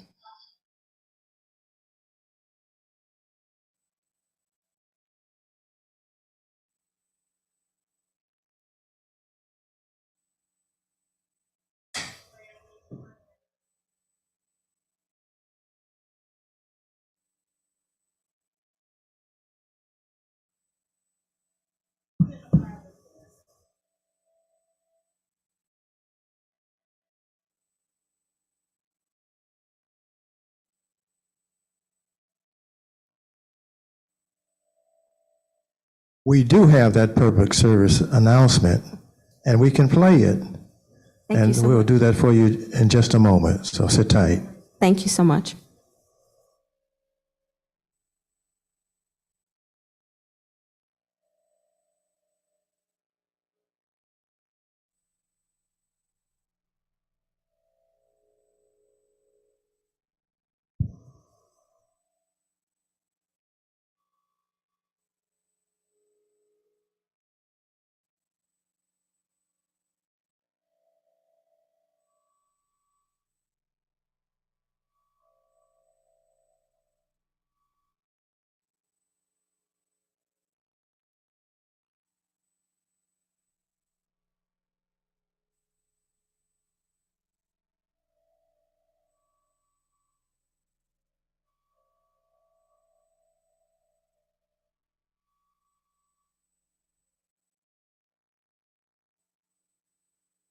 Did you know that race is the #1 motivating factor for hate crimes in the United States? Did you know that hate crimes against Asian Americans have increased by over 73% since 2019? Did you know that there are state and federal laws that protect you against hate crimes and bias incidents? Did you know that race is the #1?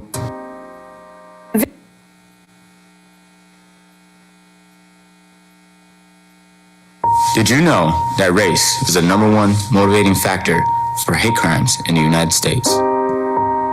Did you know that hate crimes against Asian Americans have increased by over 73% since 2000? Laws that protect you against hate crimes and bias incidents?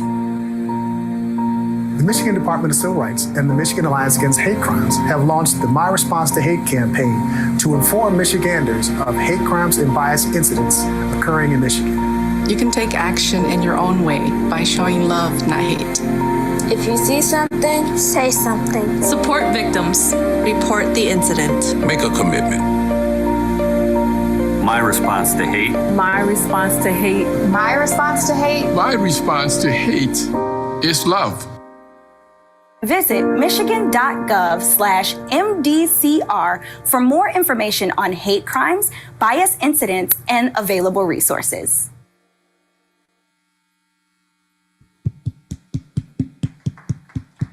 Thank you. Can we give a rousing round of applause to Bryant and Tierra for this outstanding presentation? We thank you very much for being here and walking us through all of this. As I was indicating to you earlier, this is a law school. You don't get to walk across the stage, but you will get a certificate. So look, everyone who signed up, look in your email because you will have Good afternoon, everyone. My name is Charles Schroeder, your moderator today. I'm a civil rights specialist in the Community Engagement and Education Division. So I'm not Charles, but I'm sure he had a great message. So anyway, look in your email, you'll get a certificate. That's your diploma. It's coming. Now, this Crocket Law School is something we put on every year, but it wouldn't be possible without you, without our wonderful staff at the Detroit branch NAACP.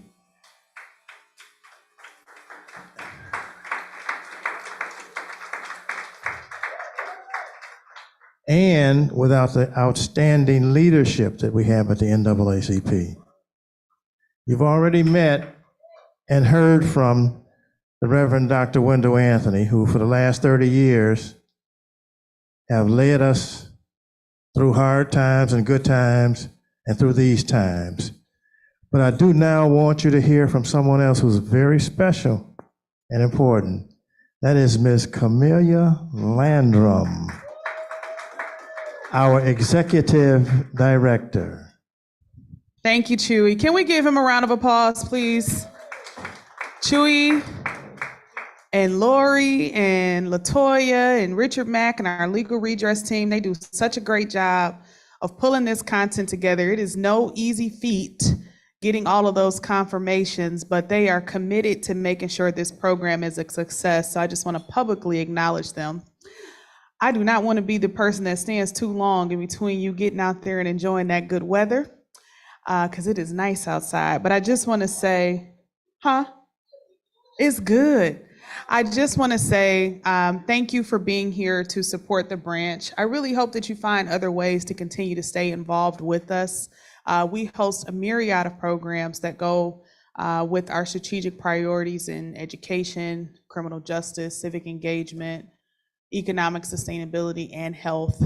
We are about to announce a new tech grant program that we have, which will provide resources to the formerly incarcerated, seniors, and small businesses. So please stay connected to us so that you can find out about that.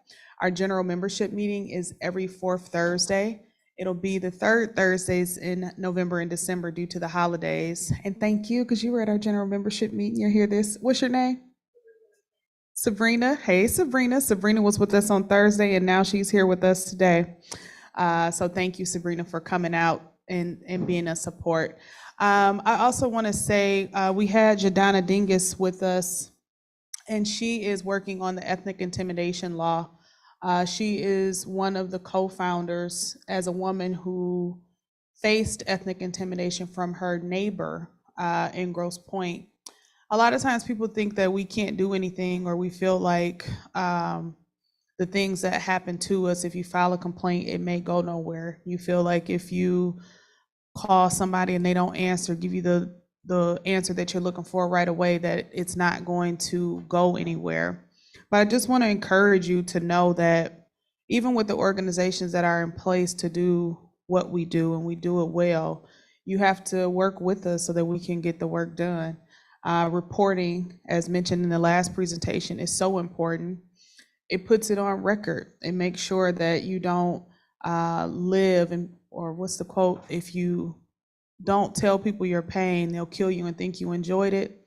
That's serious. You have to be able to express yourself. So Jadana, who is leading the ethnic intimidation law work group, that's a mouthful.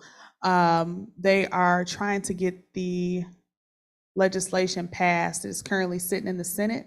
It's passed the House. And once we get to the next level, hopefully the governor will sign it so that we have stronger opportunities to be able to prosecute those who violate us. Just wanted to share that tidbit. I want to thank you, Chewy, for allowing me this moment.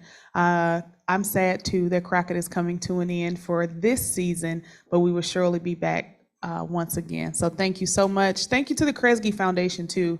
Even though they gave us a grant 3 years ago for us to be able to just do what we do well. And that's really important because this is a program that we were able to bring back. So I want to just give a thank you to Kresge for supporting the NAACP. Thank you. Thank you all. Thank you everyone for being here. It's been a pleasure. We are going to try to expand Crocket. So we've got your emails. You will hear from us. Thank you so much, and enjoy the rest of your day and your weekend.